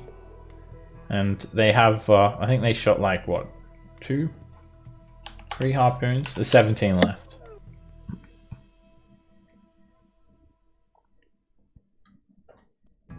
So you guys can sort out who's going, who in which station. Can we scavenge some of the harpoons that they shot? Yeah, you can recover 1. And I think that Ed and I, if there's a spot where we can just snipe, Chill. we'll be fine without our own stuff. But Yeah. so I don't think I want to assign it, as long as there's a spot where I can sit and shoot. I'll go on the wrecking ball. Borgo's happy to stay on the Tormentor, so if you want to have 2 snipers, and that'll be like the front vehicle, and then that pins the vehicle, and the other comes up and grinds it to bits.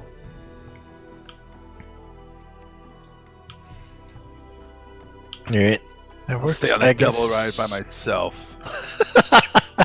Yeah, okay. I'll scrap- drive. Should we I'll scrap drive, I this guess. one? Should we scrap this one? No, Little keep one it. that- 'cause it's Gorguts? Oh, missing hell no. weapons and stuff. No, That's it's missing- got a name and everything. All right, it's got. That's evil meat, right? I think load the On the bike onto the chopper? back of Tormentor or something. Yeah, you want to do that? Can put this over to here, I guess. Yeah, you can stick it in the back. You'd probably be better off. Yeah, on the on Gorguts actually can carry like way more. Can we tell how long the Gorgoth has, with soul coin wise? How long it has? They were low. They only have 6 hours left. All right. Let me know when you hear more people scream, and I'll put a coin in there. You can have inspiration for that evil roleplay. Let me know if you want to hear people scream. I get demon inspiration. Demonspiration. Demon inspiration. Alright, so I guess the only the caveat about having 3 vehicles is you're burning 3 times the soul fuel with 1. Alright, you've got 6 hours in the Tormentor. Actually, you've got a bit more at the moment. 13 hours in the Tormentor. You've got 10 in the Devil's Ride, 6 in Gorguts. They're all very low. 1 soul coin fills it straight up, full tank, 72 hours. Provided the soul coin has all 3 charges. Alright, so you're getting those 3 soul coins, right? You're gonna be the treasurer, the banker, Alandir. Yes, I will hold them all. Jesus. Wow. How many spare parts do we scared. get from scrapping the motorcycle? 2. And then that, also if a vehicle has weapons as well, you also take the weapons off first. Someone's got Tinker's tools, right? I think I think Nico's handy with those Tinker's tools. Maybe. I don't think so. Oh. Let me look. Or Thieves' tools. You could probably do some minor. You could do repairs with Thieves' tools. Yeah, I have everybody Thieves' knows tools. Steve. Everyone has Like, Thieves' tools. We all grew up in the hood. Those are standard hood accompaniment. Accoutrement. Alright, so you guys are sorting out your stations. Lulu still seems excited to continue on. Let's go, let's go, let's go! Oh, now we've got another vehicle! Ooh.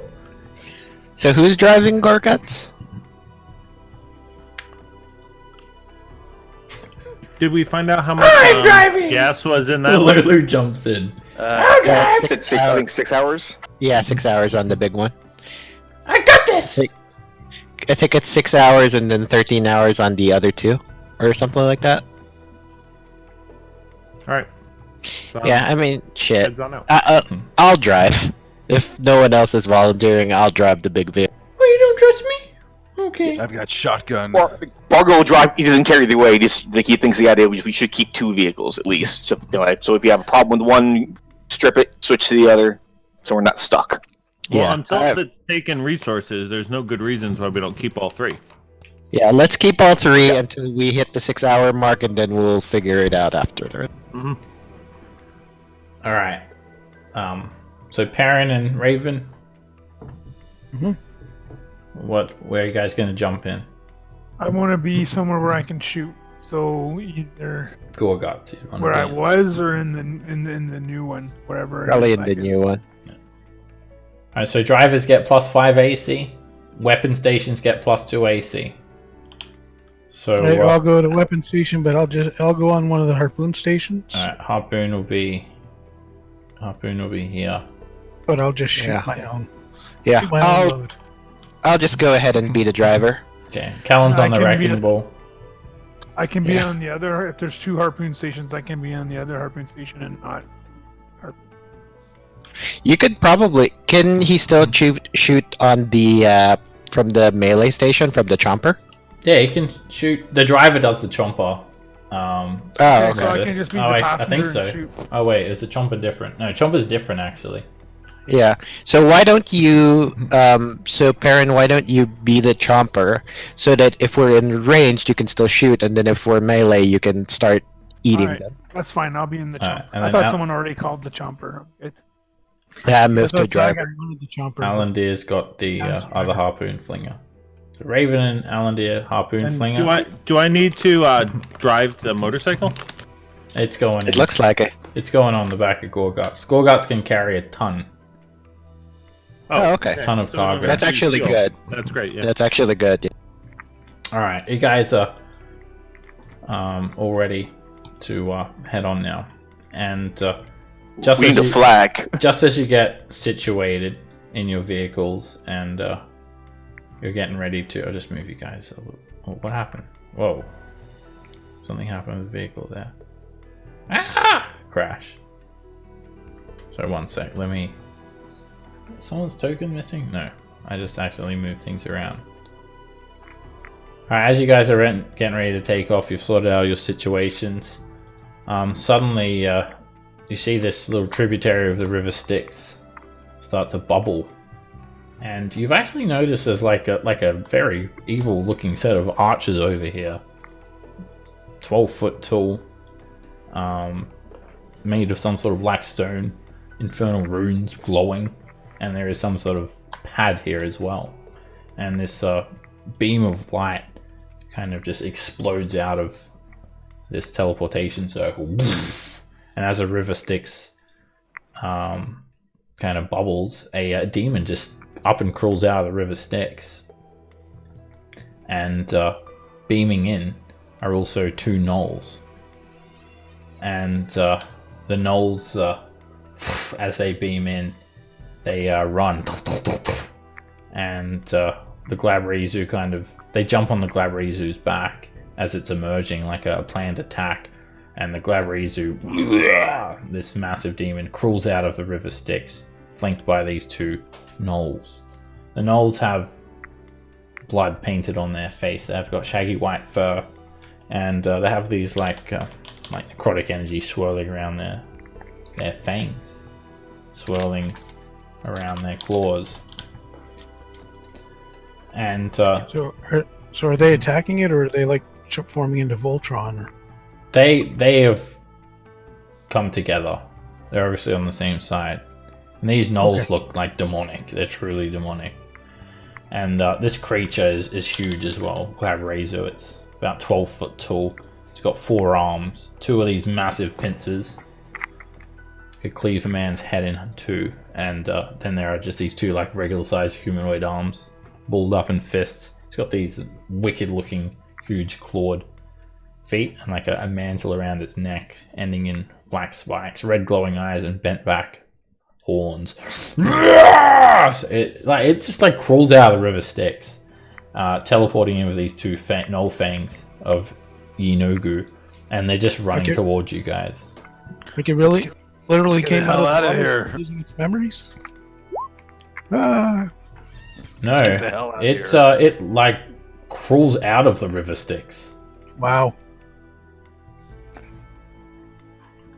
Hey, you probably don't remember us. We're your friends. You should go that way. It sees you all and just explodes into a rage. These creatures of. Do you think they're peaceful? Death to all! We definitely use their Iker. Through peace! Please We die! could use their Icar. We could use their Icar. Please die! Some bottles ready. Yeah, time for a 50-point round. Boom. Alright. Okay. Here goes the Browning. You gotta spit the iCore into the supercharger. It's nitrous. Basically, yeah. So I'm That's what gonna it is. Who are you putting that on? on the big boss. Okay.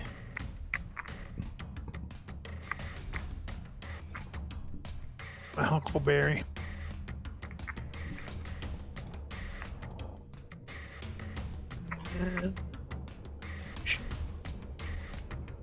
It's a mess. The arrow whizzes on by. And that arrow just snaps in the bowstring. And a third one Well, it was nice coming out.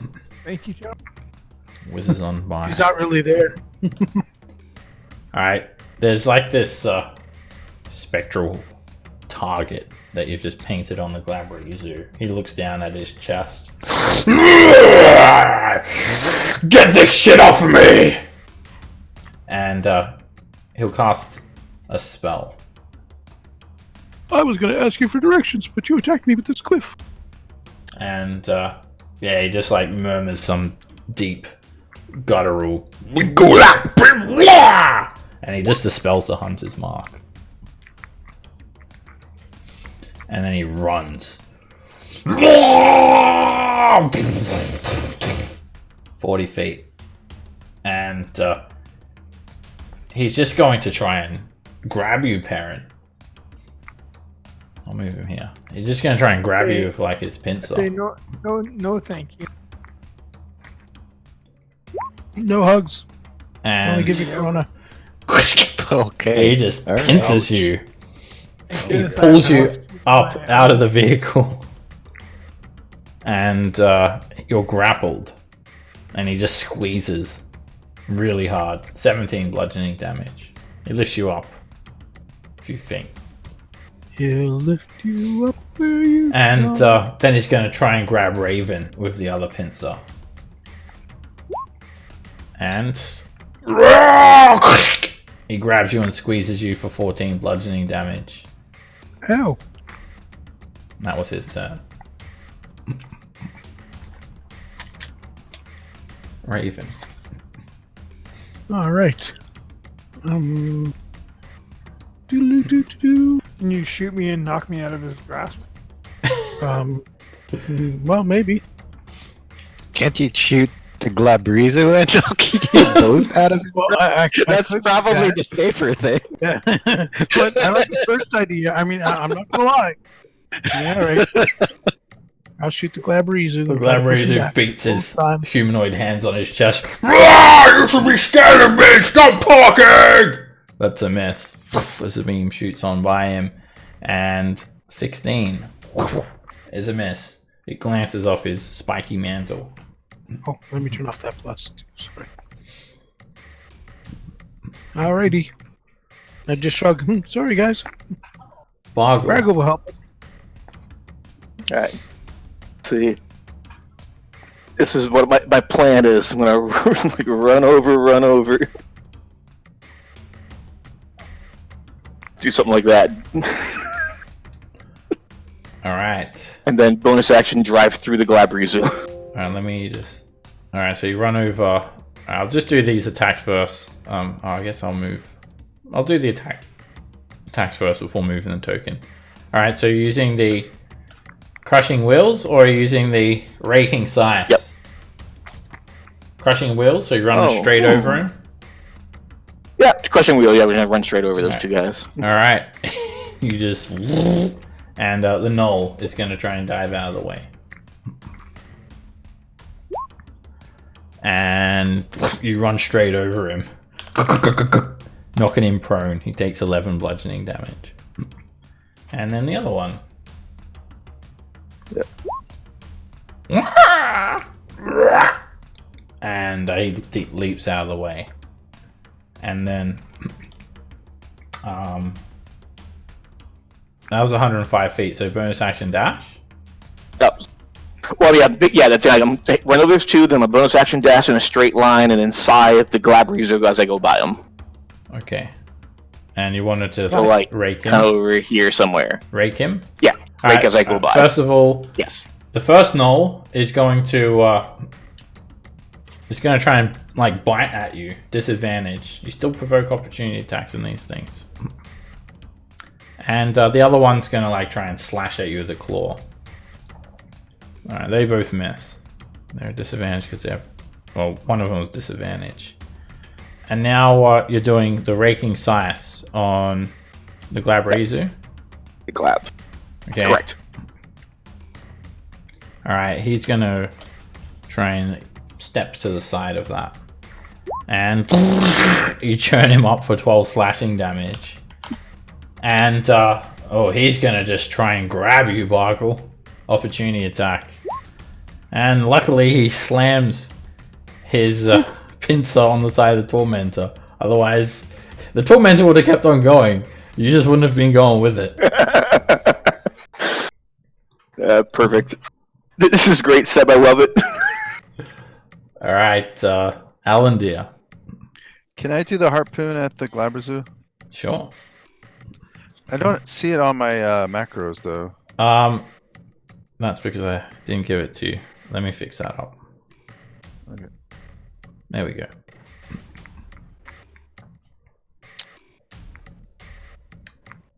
It's a miss. It whizzes on by. Callan. Will my big ball strike him? Yeah, it's got a 15-foot reach. Your big ball, and he's 15 feet away. Got a little ball. I'll swing my big ball at him. Just imagining that. Which Transformers was it where it had like there's two hanging big balls of the ball. Excavator. I don't have a macro for it either. For Wrecking Ball? Did I give it to you? Let me fix that up. You should just click on your token. It'll be there. Wrecking Ball.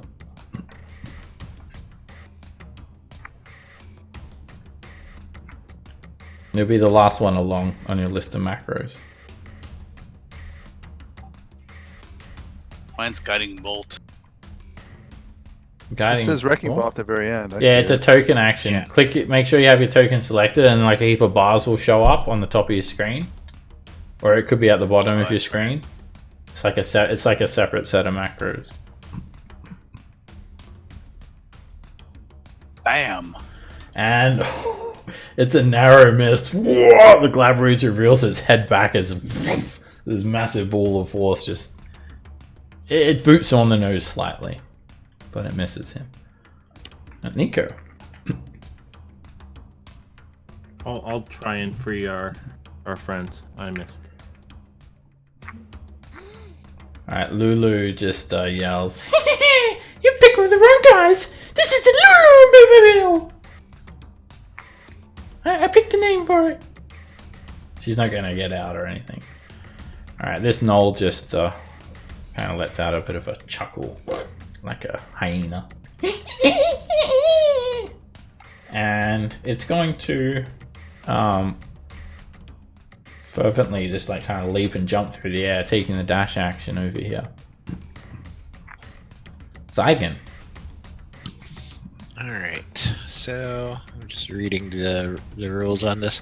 So first off, I'm going to go ahead and just mosey on in and just try to crushing wheels through the Glabri.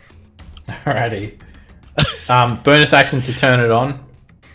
Oh, I just realized, Baldur, you shouldn't have been out of dash last time because. Oh, all right. I'll say that you guys had them turned on. You were pretty much ready to roll, so it's already on. Okay, then I'm going to try to grind him under the wheel. All right. So you just basically like that kind of. Yeah. You don't really go too far, but just. Yeah, because I'm going to end up leaving Raven and Baron if I do. Okay. This grapple is very unfortunate. Right. But okay. You just turn it a little bit, and so it makes a dexterity save, and it just holds Raven and Perrin up and stomps a couple of steps out of the way. Okay. And I needed to use my bonus action to activate the crushing wheels, right? Is what you? No, crushing wheels is just from moving through a creature's space. I was saying bonus action to start it up, but then I said that the vehicle's already started at the start of this combat. Ah, okay. Okay. Then yeah, I'll keep it like. I don't want to leave Raven and Perrin behind. Alright, this Knoll jumps to its feet, starts squealing, and it dashes. It takes a dash action, runs up to here.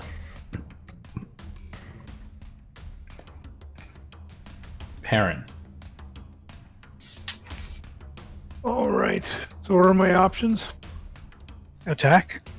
Yeah, you're still able to reach the I gears can't and the even levers. I can't even see where I am. You're in this square. Do you see your token? I just see like a red circle around me, but I don't see my token. That's Well, the red circle's you. that's the issue that with the browser. But you're in that square where the red is. But yeah, you are in this square. You might have to change to Firefox or something. I switched to Firefox. I cleaned it all up. Yeah, I couldn't use Chrome because it's I just token. reloaded. I'm in Chrome, but I'm. Alright, Slash so, has a short sword. We're trying to break free. You can So you're only grappled. You're able to still reach like the gears, so you could use the chomper if you want. He's like literally right next to the chomper. alright, I'll use the chomper. Alright, as he's pulling you up out of the trying to pull you up out of the vehicle, you just grab onto a lever, and as he pulls you up, this lever pulls, and this big hellfire spurts out of the exhaust of the vehicle, and this chomper just starts chomping. Is there? I see wrecking ball. I see tormenting, crushing wheels. Chomper should be the first one. First one on the. Yep, they're in alphabetical order, which is handy. The chomper. We've been misses. rolling for shit. Someone should bless the machine. Yeah, the Glabrezu just steps back as the chompers just chomp thin air, basically.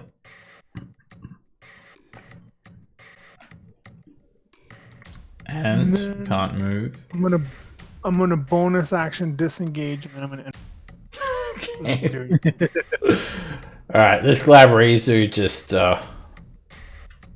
is going Bonus to action, play dead. Maybe he'll throw you down. provoke from our driver. He's going to rip you guys out of this vehicle. Just take a couple of steps. All right. Alright, Zygon. I'm going, You I'm swing going up. to smite. Okay. Fiendy smite. Just a little love tap. Alright, you churn into him Isn't it For- more to smite a fiend? 22 damage. And yeah, the Warhammer glows. Skrrr! And immediately he retorts by casting a spell. Starts conjuring up an incantation.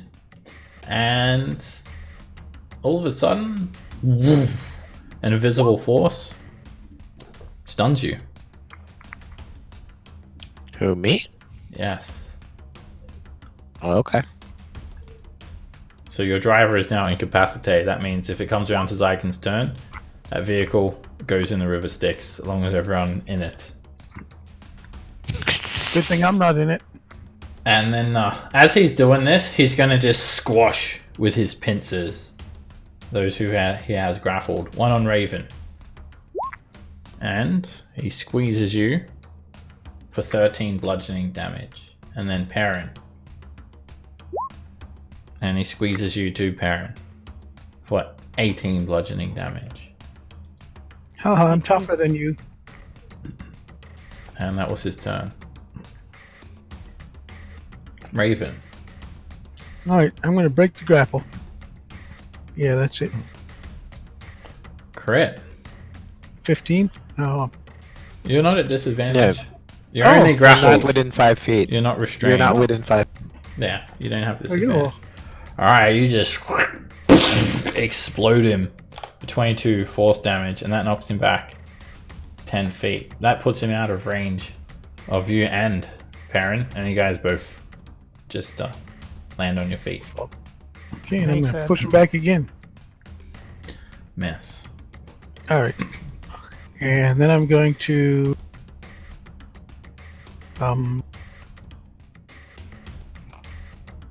Let's see here. 5.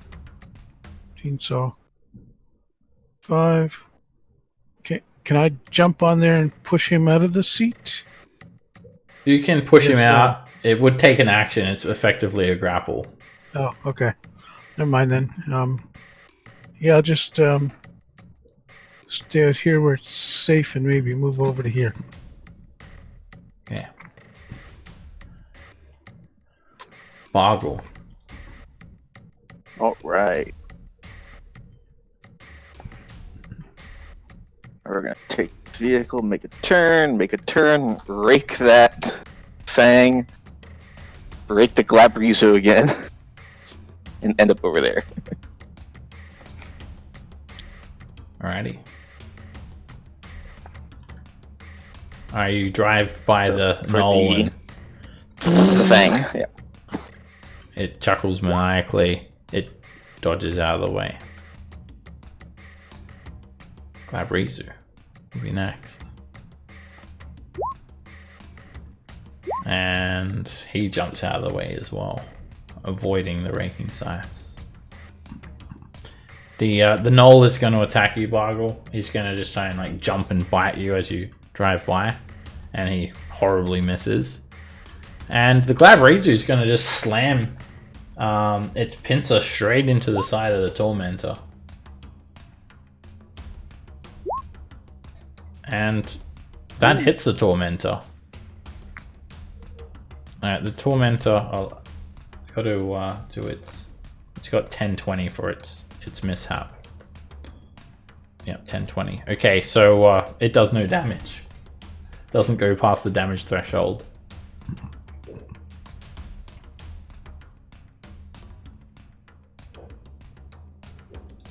And Alright. Then I will use bonus action in straight line and run over this fang here. Okay. Make a big circle. He's gonna, like, as you're running over him, he might try to jump up and bite you. You knock him to the ground prone, so he'll do a claw. He's got longer arms than his teeth. He tries to claw at you and misses horribly. He's knocked prone, and you just kind of roll straight over him.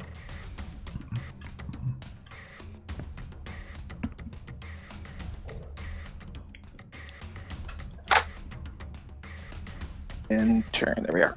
Alan, dear, you Can I? take a look. Zygon's just like his head is just lulled forward, and you like coming straight towards the river Styx. Can I like grab him and pull him off and then get into the wheel? Yeah, you've got enough That's movement good. to do that. I go, Zygon, I want to drive. Can I get on there? All right, so yeah, that takes like your action and your movement. Okay. You're evil, so now you want to drive us into the And you sticks. can just move him. You can move him onto one of the sides of the vehicle, unless do that. the plan was to throw him out, like throw GTA him style. Yeah, I throw him out. Really? Yeah, throw him out. You just push him off, and you just land prone. It's like, all right, Take 300 damage, Zygon. Callan. Okay, I'm gonna blast him. Oh, Alan, dear, you're in the driver's seat, but it still hasn't been like someone still needs to use their action to try and stop this thing. Isn't Could you use it just a bonus action? action to stop the thing? You can you could use your bonus action to turn it off if you want. Yeah, I'll do Yeah. that. All right, you turn it off, and it comes to a stop. All right, didn't- Kellen, Guiding bolt on the Glabrizu. direct hit. He just screamed. "Rawr!" Golden bolt of energy hits him in his chest, highlights him, and he's looking pretty hurt. Come back over this way towards my ball, you coward. He claps his pincers together a couple of times. Oh, come towards your balls, all right. Nico.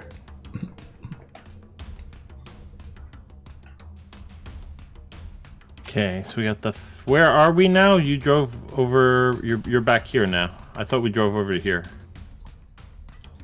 Am I like a whole turn behind? Nope. He went like 200 feet. He did a big lap. Oh, you Yeah, just did drove a a circle. circle. I gotcha. All right, I was. Yeah. Okay. I'm just gonna plink the knoll. The one that's over coming up by us. Oh, he's prone. Yeah, this guy has been run over. Like, you literally just run him over. And then this one is not prone. Alright, I'm going to... I'll just hit him with one of those. The guy on the floor. Wait, what? Oh. Where are you? You're here.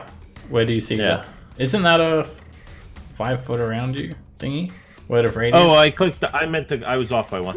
Sorry. Oh, Sacred Flame. Okay.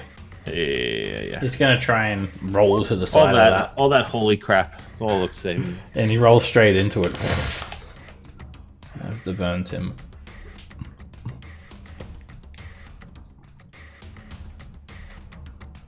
Right, Lulu just screams at you. Alan, what are you doing? Dragon! Snap out of it! Snap out of it! She just comes over to comfort you and then sees this hungry gnoll creep up on you. Back away, mister! Oh! And she's going to fly over the top of Zygon and she's going to use her Trumpet of Sparkles. And she's going to angle it so it just hits this gnoll. It squeals a little bit. Fails the saving throw. The scintillating beads of energy just slightly burn through it. This gnoll's going to jump to its feet. And it's just going to jump at Nico. And despite the weapon station being broken, Nico, you still get the cover from like the lip of metal that basically protects you. So you still got +2 AC. And it jumps on you feverishly, trying to claw at you. And it does. It just rips a claw straight into you for 15 slashing damage. And it's going to try and bite you as well. And it just chomps onto the side of the vehicle instead.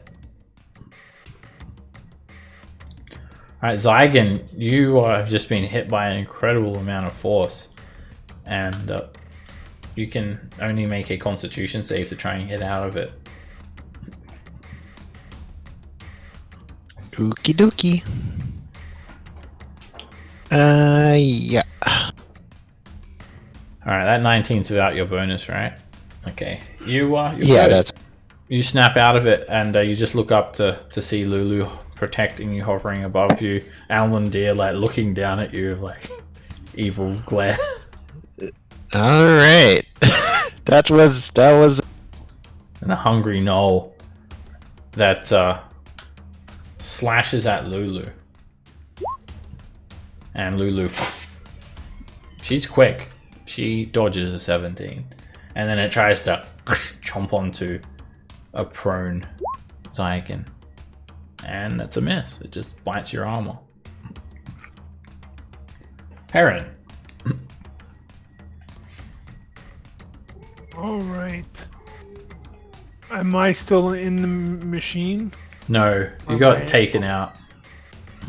Okay. I'm gonna shoot. Can I climb back in? Yeah, it just takes half your movement speed to get back in to whatever station I'm you gonna want. climb back in. There's back two to where I harpoon was. flingers, and then there's a chomper. The chomper. Okay. And then I'm gonna shoot.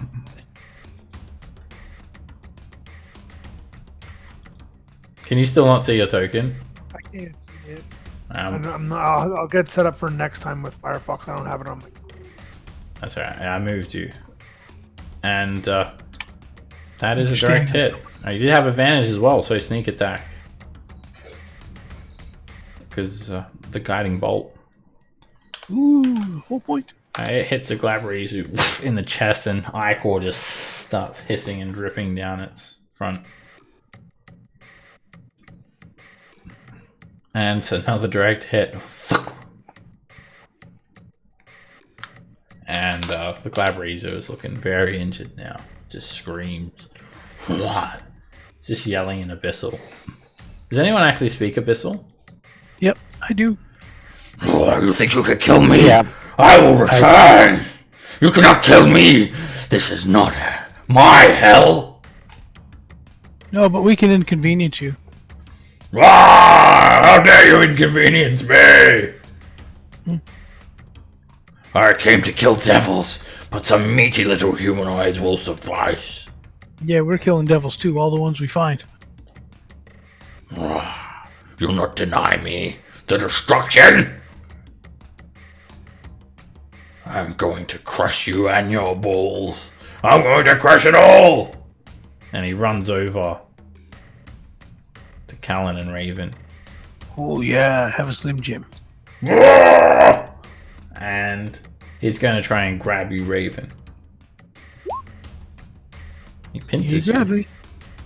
He grapples you. You take 16 bludgeoning.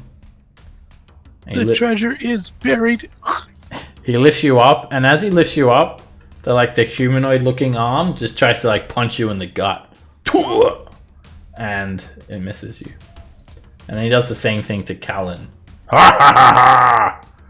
Tries to grab him, and he pinces you. He directly pinces you for 14 bludgeoning. And he's going to do his little fist thingy. And Oh no, he he hits fisted you. he lifts you out of the helm, or out of the station, hits you for 8 bludgeoning. So it's just picking both of you up off the ground by about 5 feet. Raven. Ouch. Listen, you. Leave me alone as I push you back. And that is a miss. I said leave me alone. And another miss as he just angles you to the side.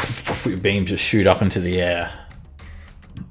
Alright, then I'm going to bonus action cry for my mommy. Okay. She doesn't answer. Oh, actually, sorry, I can heal. Haha, I forgot about that. She's an Elturel, according to your backstory. There you go.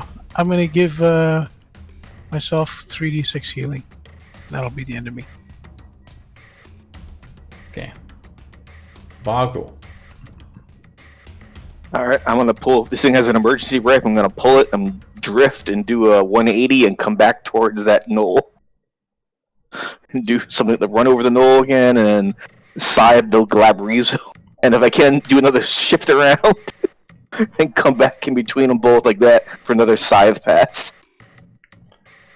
All If that's right. possible. If it's not, we'll just do one pass. Yeah. Well, you can only affect the creature one time on a turn. Okay, so just one pass and then I'll end it. So Alright. I'll end it over here as I Alright. half a circle. So firstly, all right. Hold up. So firstly, this Null is going to attack Nico with an opportunity attack. And it managed to chomp you even with your cover. And you need to make a Constitution saving throw. Its fang is riddled with poison. So yeah, it managed to chomp you for 13 damage. And then you take off Bargle. Whoops, wrong reaction.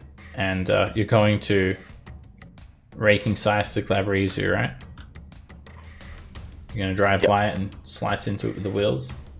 Okay.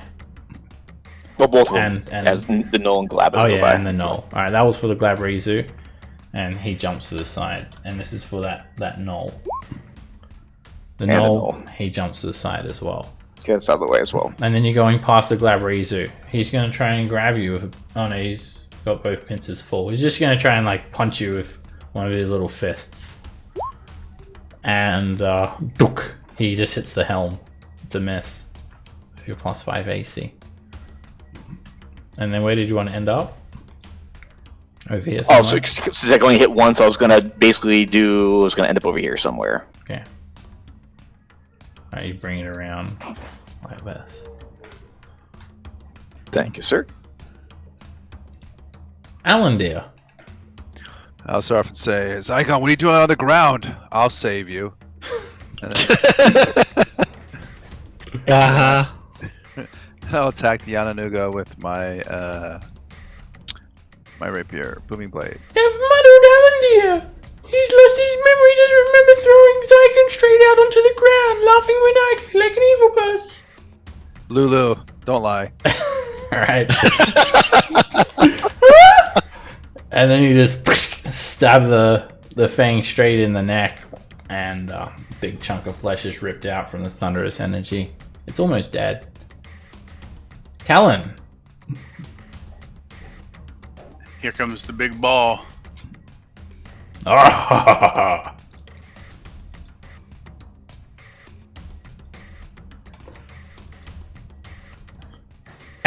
And as he's chuckling like that, Teabagged him.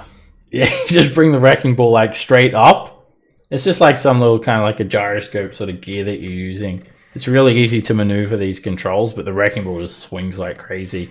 And poof, it just pops the Glabrizu like a water balloon. It hits him in the head, and then poof, this rust-colored ichor splatters all over the ground. It pulverizes him.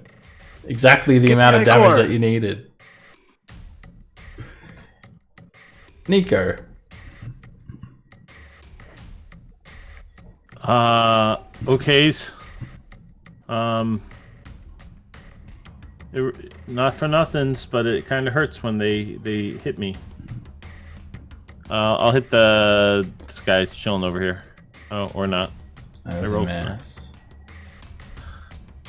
Alright, Lulu's going to actually... she's going to... Whoops, I'm clicking stuff and stuff's moving around. She's going to just try and jam her horn into the Null. Miss. She has a horn? Yeah, she's got tusks. Oh, right. It's a miss. They don't do very much. But she just headbutts the Null. Alright, this Null... yeah, so Raven and Callan, you guys are no longer grappled. It's just a bit of ichor dripping down. The claws are still kind of attached to you for a brief moment before falling onto the ground. The Null just jumps on you, Raven, starts trying to rip into you, like literally eat you alive. And he chomps you. Give me a con save against poison. Alright.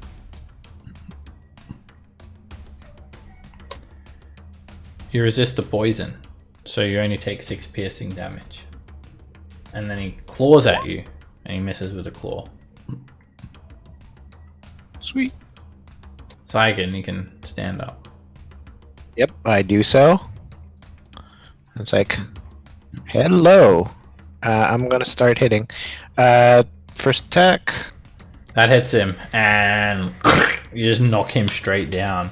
And unlike the Glabrizu, an old body just hits the ground. He doesn't turn into Ichor or anything.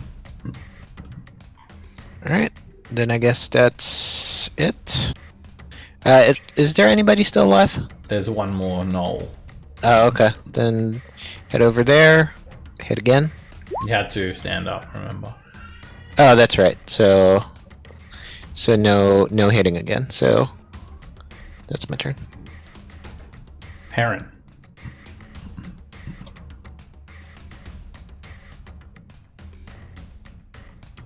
All right. Guess I'll just. No, here. Yeah, you're way more accurate with your bow than the harpoon flingers. I know what I do. Hopefully. Let's see. I can't talk shit till after I roll. That hits him. You line him up and just manage to clip him along the neck. He screeches and he's all injured. Second arrow never mind. misses. Humbly sit down. Humbly sit down and call it a day. Oh wait, someone's within 5 feet of him, so I get my. Yeah. And extra 3 damage. And that Knoll's pretty hurt. And it'll be your turn, Raven. All right. Let me go. Let me go. Let me go. That hits. Ooh, back you go. You launch him 10 feet away from you. Keep going. And he jumps to the side. It's a narrow miss. I hide behind my buddy. Oh, I better go back a little more because he looks like he can run. There we go. Boggle. All right, we're doing it again. Flip it around. Run over that flang, the little fang. Alrighty. You just straight up try to run him over. We're gonna give him the Just crushing stop wheels next this to time. Boggle's having a time of his life at the moment, isn't he? Yes, he is. Bargo, this is just totally new to him. This is wild. Alright, and you crush him, knocking him to the ground prone. He takes 5 bludgeoning damage. He will try to like bite it at he'll try to claw at you. Disadvantage as you move away. And he just hits the side of the vehicle. It does nothing. His personality trait, I face problems head on. You can yeah. Yeah, actually, sorry, he's not prone as well. Alright, Alan dear. Oh, there's this. I'll have to finish this myself. I'll get off the vehicle. Bonus action, dash. Should be able to get there. Yeah, easy. And I look at him and I smile. I go, meet your death. And it kind of like points up at Lulu and just starts laughing like a hyena. The explosion from your rapier rips him into pieces.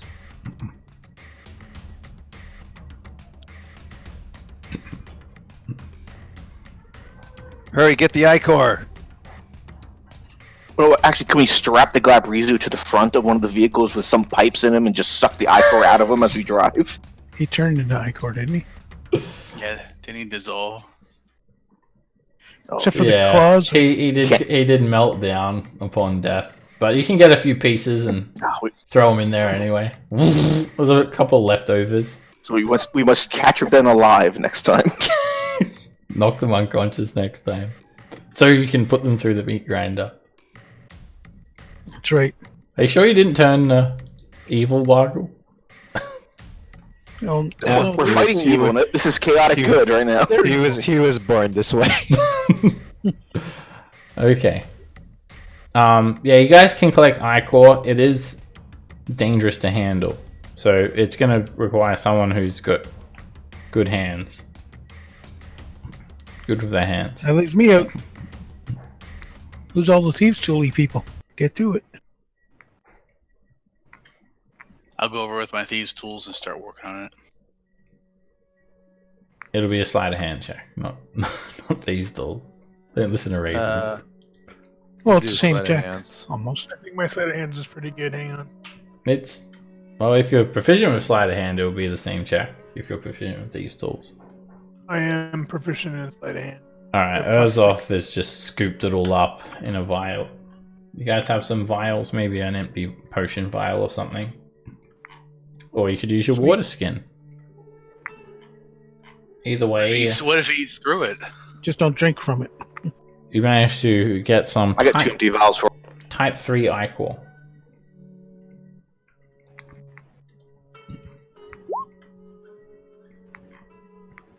So, demon ichor is what remains behind after a demon dies. It's a reduction of demonic blood, viscera, and bodily fluids, with a consistency and odor of bile. So yes, there is some chunks of sweet corn in there.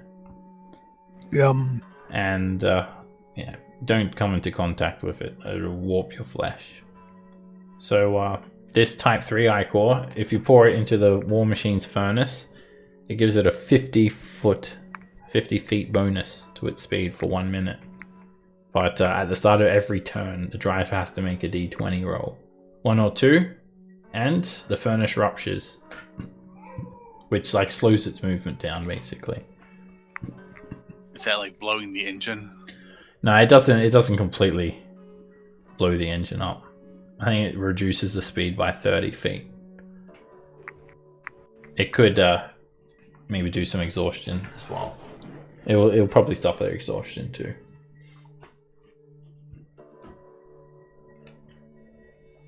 So yeah, as long as you got soul fuel, you don't have to worry about like blowing up the engine. It doesn't actually have like the oil of this vehicle is like people's souls. Okay, so you guys jump back in the vehicles, and you've dealt with the demon, and Lulu questions. Why were they pointing at me like that? Maybe they know that you're Zario's little pet. Oh, okay. Now, if you put it like that, that makes sense. Thanks, Alandir. You're welcome.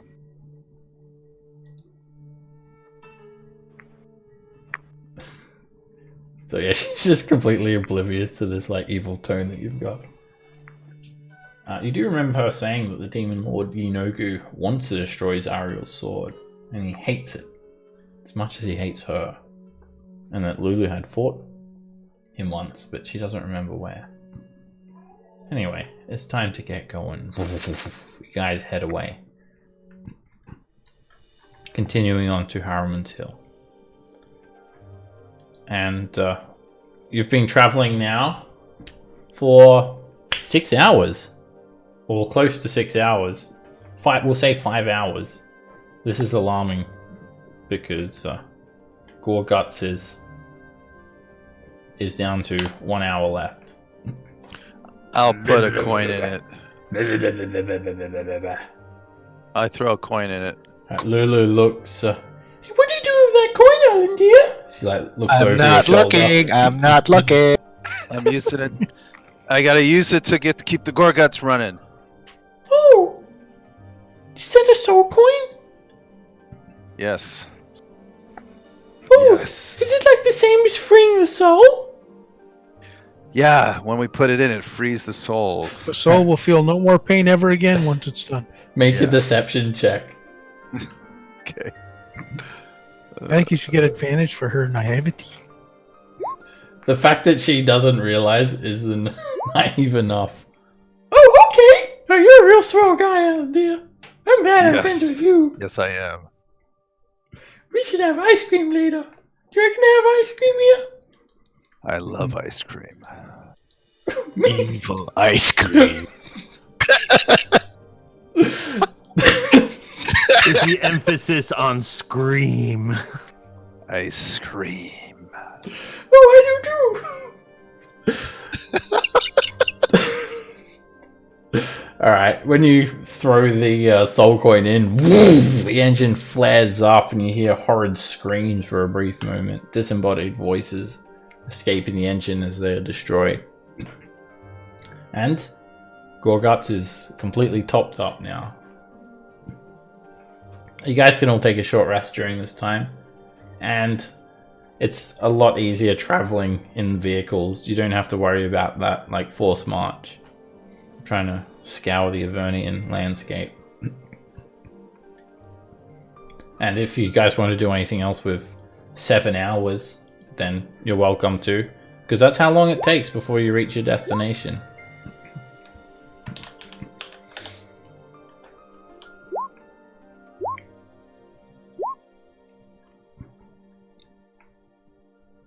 How does long rest work? I can't take long rest when, like, just for the hell of it, right? Like you have to have a certain amount of time between long rests. Yes, it has only once every 24-hour period. Now, there's no days or night in Elturel either, and there's no moons, there's no sun. Not in Elturel, sorry, in Avernus, and so you're just still going off your body cycle. You'll have to kind of guess. I mean, you could calculate it. You could just like guess how long you've been going for. I will let you guys know when it's bedtime. Some keep track of it hour by hour. It's very disorientating for you guys though, and you may need to make a survival check to figure out how long you've been going for if you wanted to get a ballpark figure. If you go without sleep, which is very possible here because time can escape you like that, you just have to make a constitution save. I think the DC is 10 to push on. Otherwise you suffer a level of exhaustion. Alright, so anyway, it's been 7 hours in total, so 2 more hours after Gorguts almost ran out of fuel. You guys can see these red bars representing the fuel there. And finally, the map begins to speak. As you come up near this hill. Behold, Zariel's dog. What? She's not a dog, she's an elephant. Zariel's dogs. They crucified those who betrayed their mistress in battle.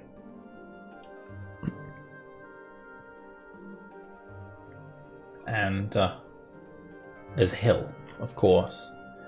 Not exactly the bleeding citadel that you guys had pictured. There's an avenue of wrought iron trees. Trees made of iron. And Ironwoods. they line a trail that leads to the summit of this steep hill.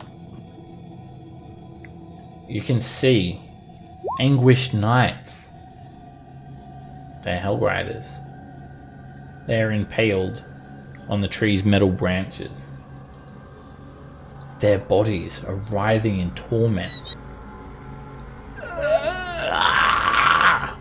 And there are little sturges feasting on their blood. Help me! Help! They try to plead with you guys as you make your way up to the summit, on which you can see one prominent figure impaled on a large infernal spike hanging over the river Styx. So these are all the Hell Riders. Impaled, dozens of them. Help! Help me! Help me! Help We should put them out of their misery. I'm Angela Mantlemorn. Help me! What?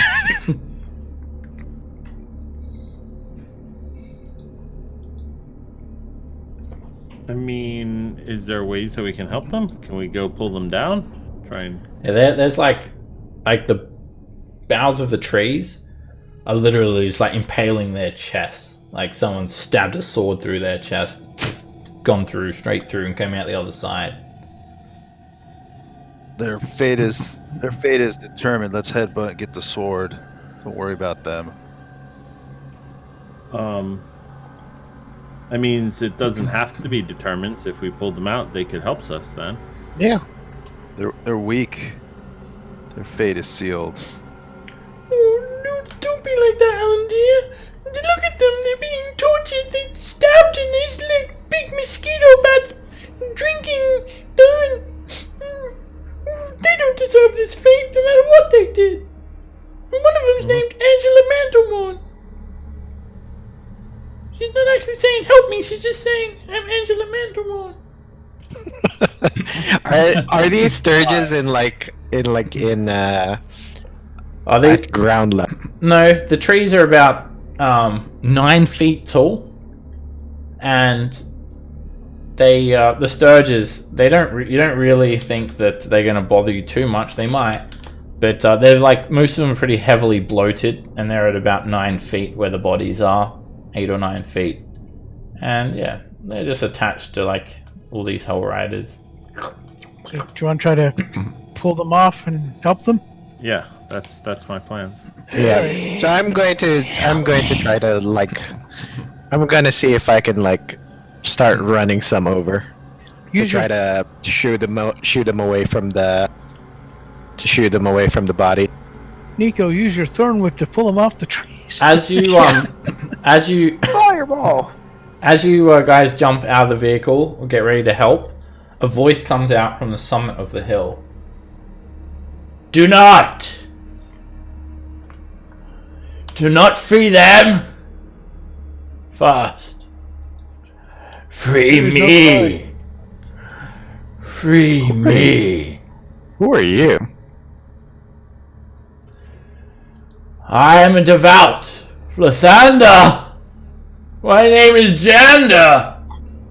Jander Sunstar. Jander of Lathan. I do not deserve this fate. Relinquish me. I think you're whining. This is Harrowman's hill. He will come to punish you. But if you free me, you will be absolved. Help! And you guys can see his skin is so pale. Looks undead. You don't see him in great detail because you're so far away. But there seems to be a line of sturges going from these writhing Hell Riders to him.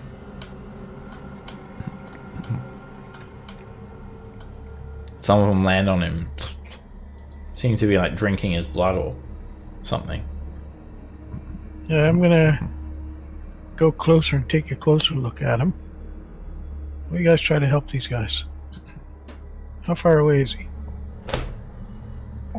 Oh, he looks elfy and red eye. Maybe he just didn't have a lot of sleeps last night. Maybe losing a bit of iron.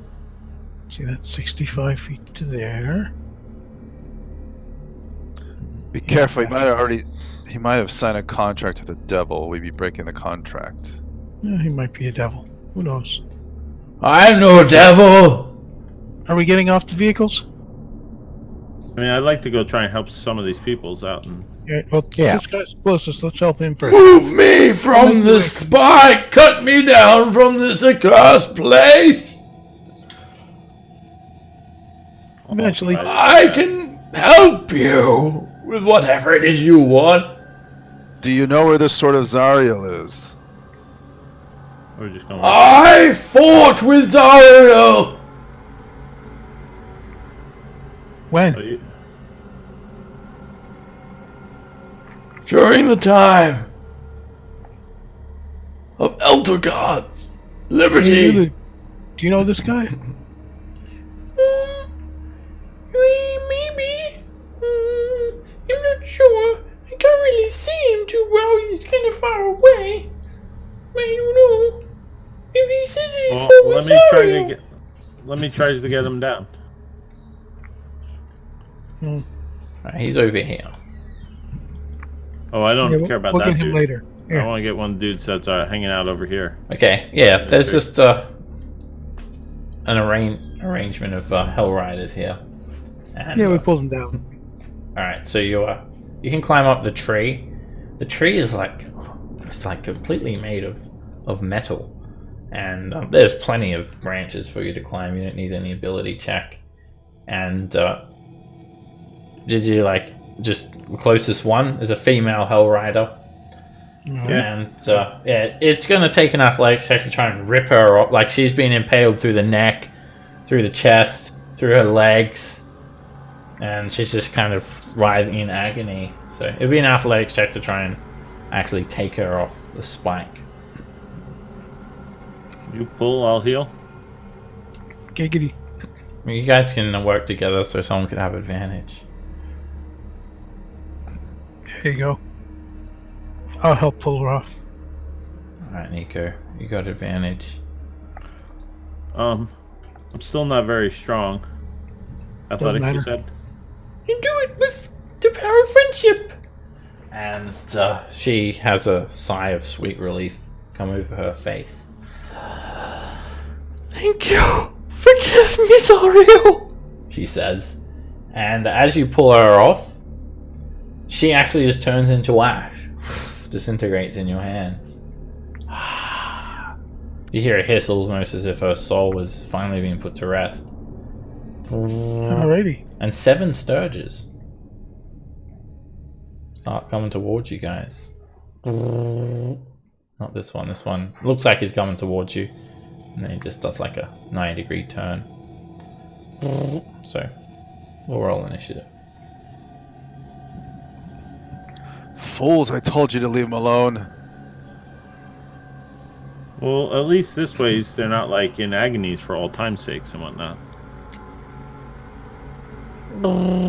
Very lazy, slow Sturges. Mosquitoes the size of bats. Comes in with its proboscis. Tries to attach itself to Nico. And it just bounces off you. It drones towards you. Callan. I'm going to cast Spirit Guardians, protecting my friends and destroying these foul.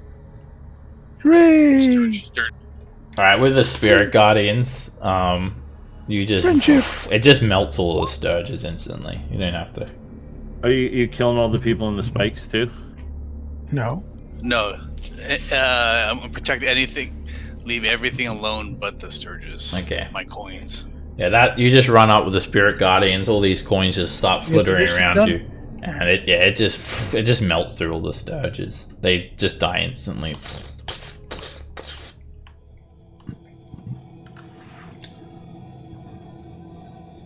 I'll keep concentrating on them. Don't! Do not!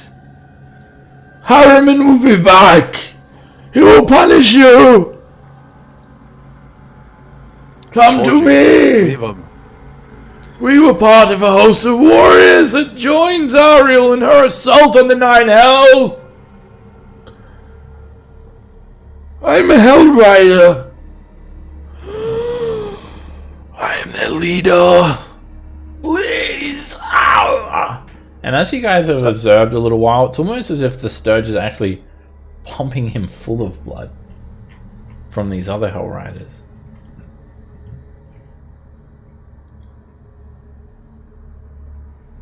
Well, Zygon, I'd like head to over keep there. popping these people off the spikes. Alright, you're able to get down another person. If you can make the athletics check. Easy. And you rip another person off the tree, and they too turn to ash. And some more Sturges just like moss to a light.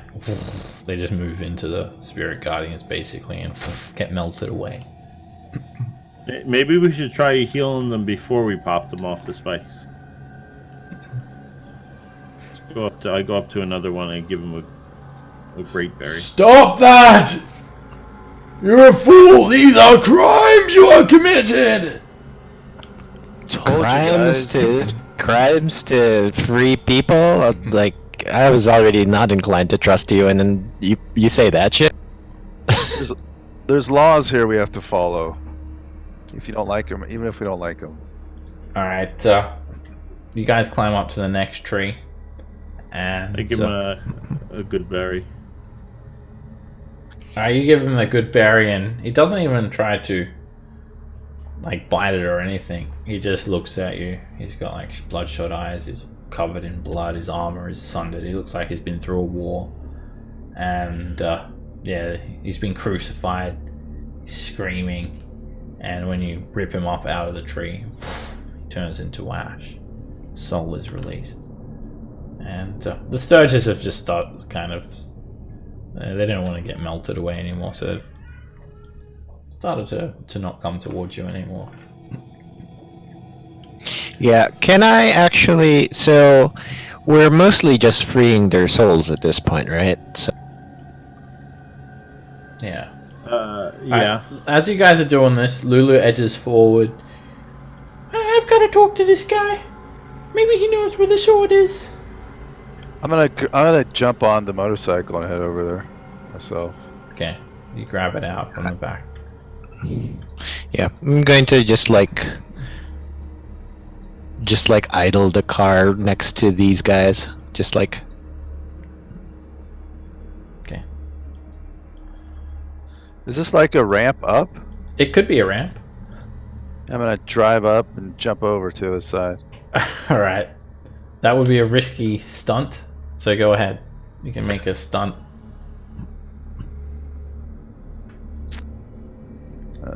Basically what it is a 9-foot tall arch of black stone riddled with glowing infernal runes. One of I which... rolled, acrobats? There is a stunt macro. And yeah, it's wide enough for you to easily like ride up and clear it. And that's what you do. And you just jump from one side, land down the other. There are a heap of Sturges. They just kind of clear out as you manage to jump the gap of the river Styx with ease. And yeah, you just kind of land next to him. And he looks up at you, turning his head. Thank you. And he is a vampire. Straight away. You can tell that he's a vampire. His pale complexion, his teeth, sharp fangs, claws. Lulu comes ever so close. Lulu, do you know him? I'm not sure. Mister? What's your name again? Hello, Lulu. You don't remember me? Jan the Sunstar. We charged through the portal to Avernus together. Wait a second. Jan the Sunstar. Oh, you! I remember you now! I remember how you betrayed Zario! You should be ashamed of yourself! When Zario needed you, you took all the Hell Riders, and you ran in a shameful retreat! You betrayed Zario! You did this to the other Hell Riders! I should just sparkle you! I have sinned, I know. I wear this badge of shame. Look at me. Have I not suffered enough? I have anguished here for 50 years. 50 years. And one day. I only went by a few days after I retreated to Elturel. I threw myself into the sun to face Lathander's mercy. But no, that prayer fell on deaf ears. My soul has been condemned here. Every day I suffer. The Sturges, they impart me with enough blood of my comrades to keep me alive. 50 years and one day! Is this not enough? Punishment. I do not deserve this fate. I've served my time. Free me! Let me move on. Do all of us hear that? Or is it just that? Oh yeah, you guys can hear him yelling. Yeah. So, I'm gonna be yelling back. It's like, give us a sack. We're just knocking. We're just finished. We'll free you in a little bit. Help me, help me! Ah! I'm Angela Mandelmon. Okay, our filial duty is complete.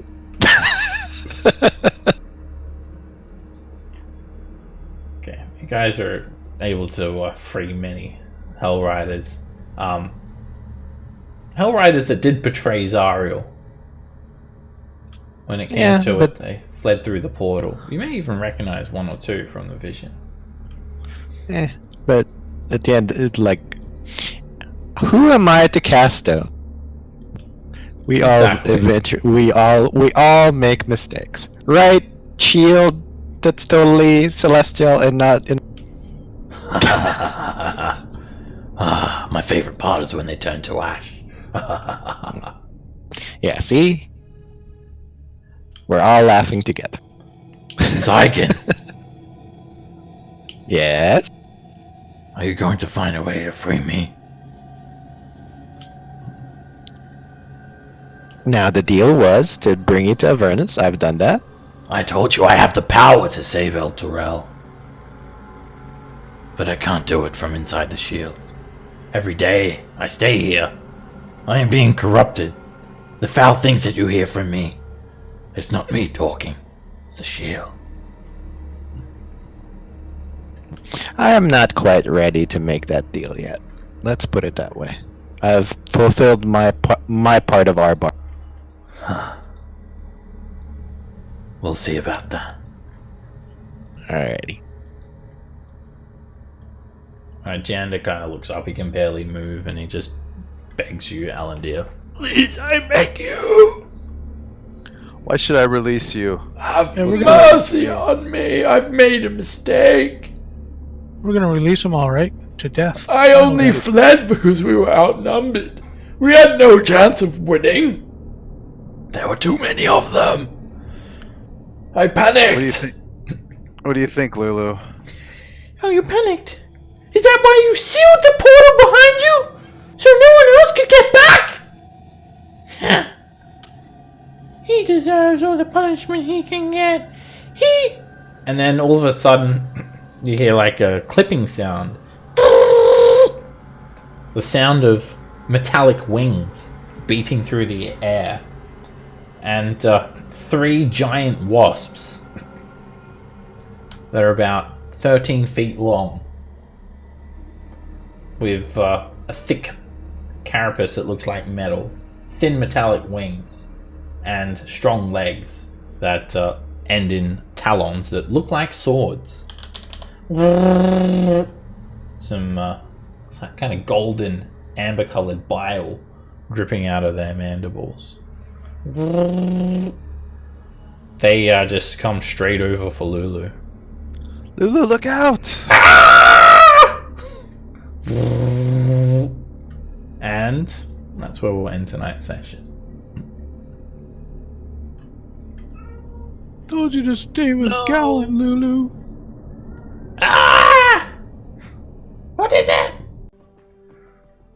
Haha. Help me, Alandir! See you guys next week. See ya. Yourself. Level 8 now, right? See you guys. Yeah, that's it. Later.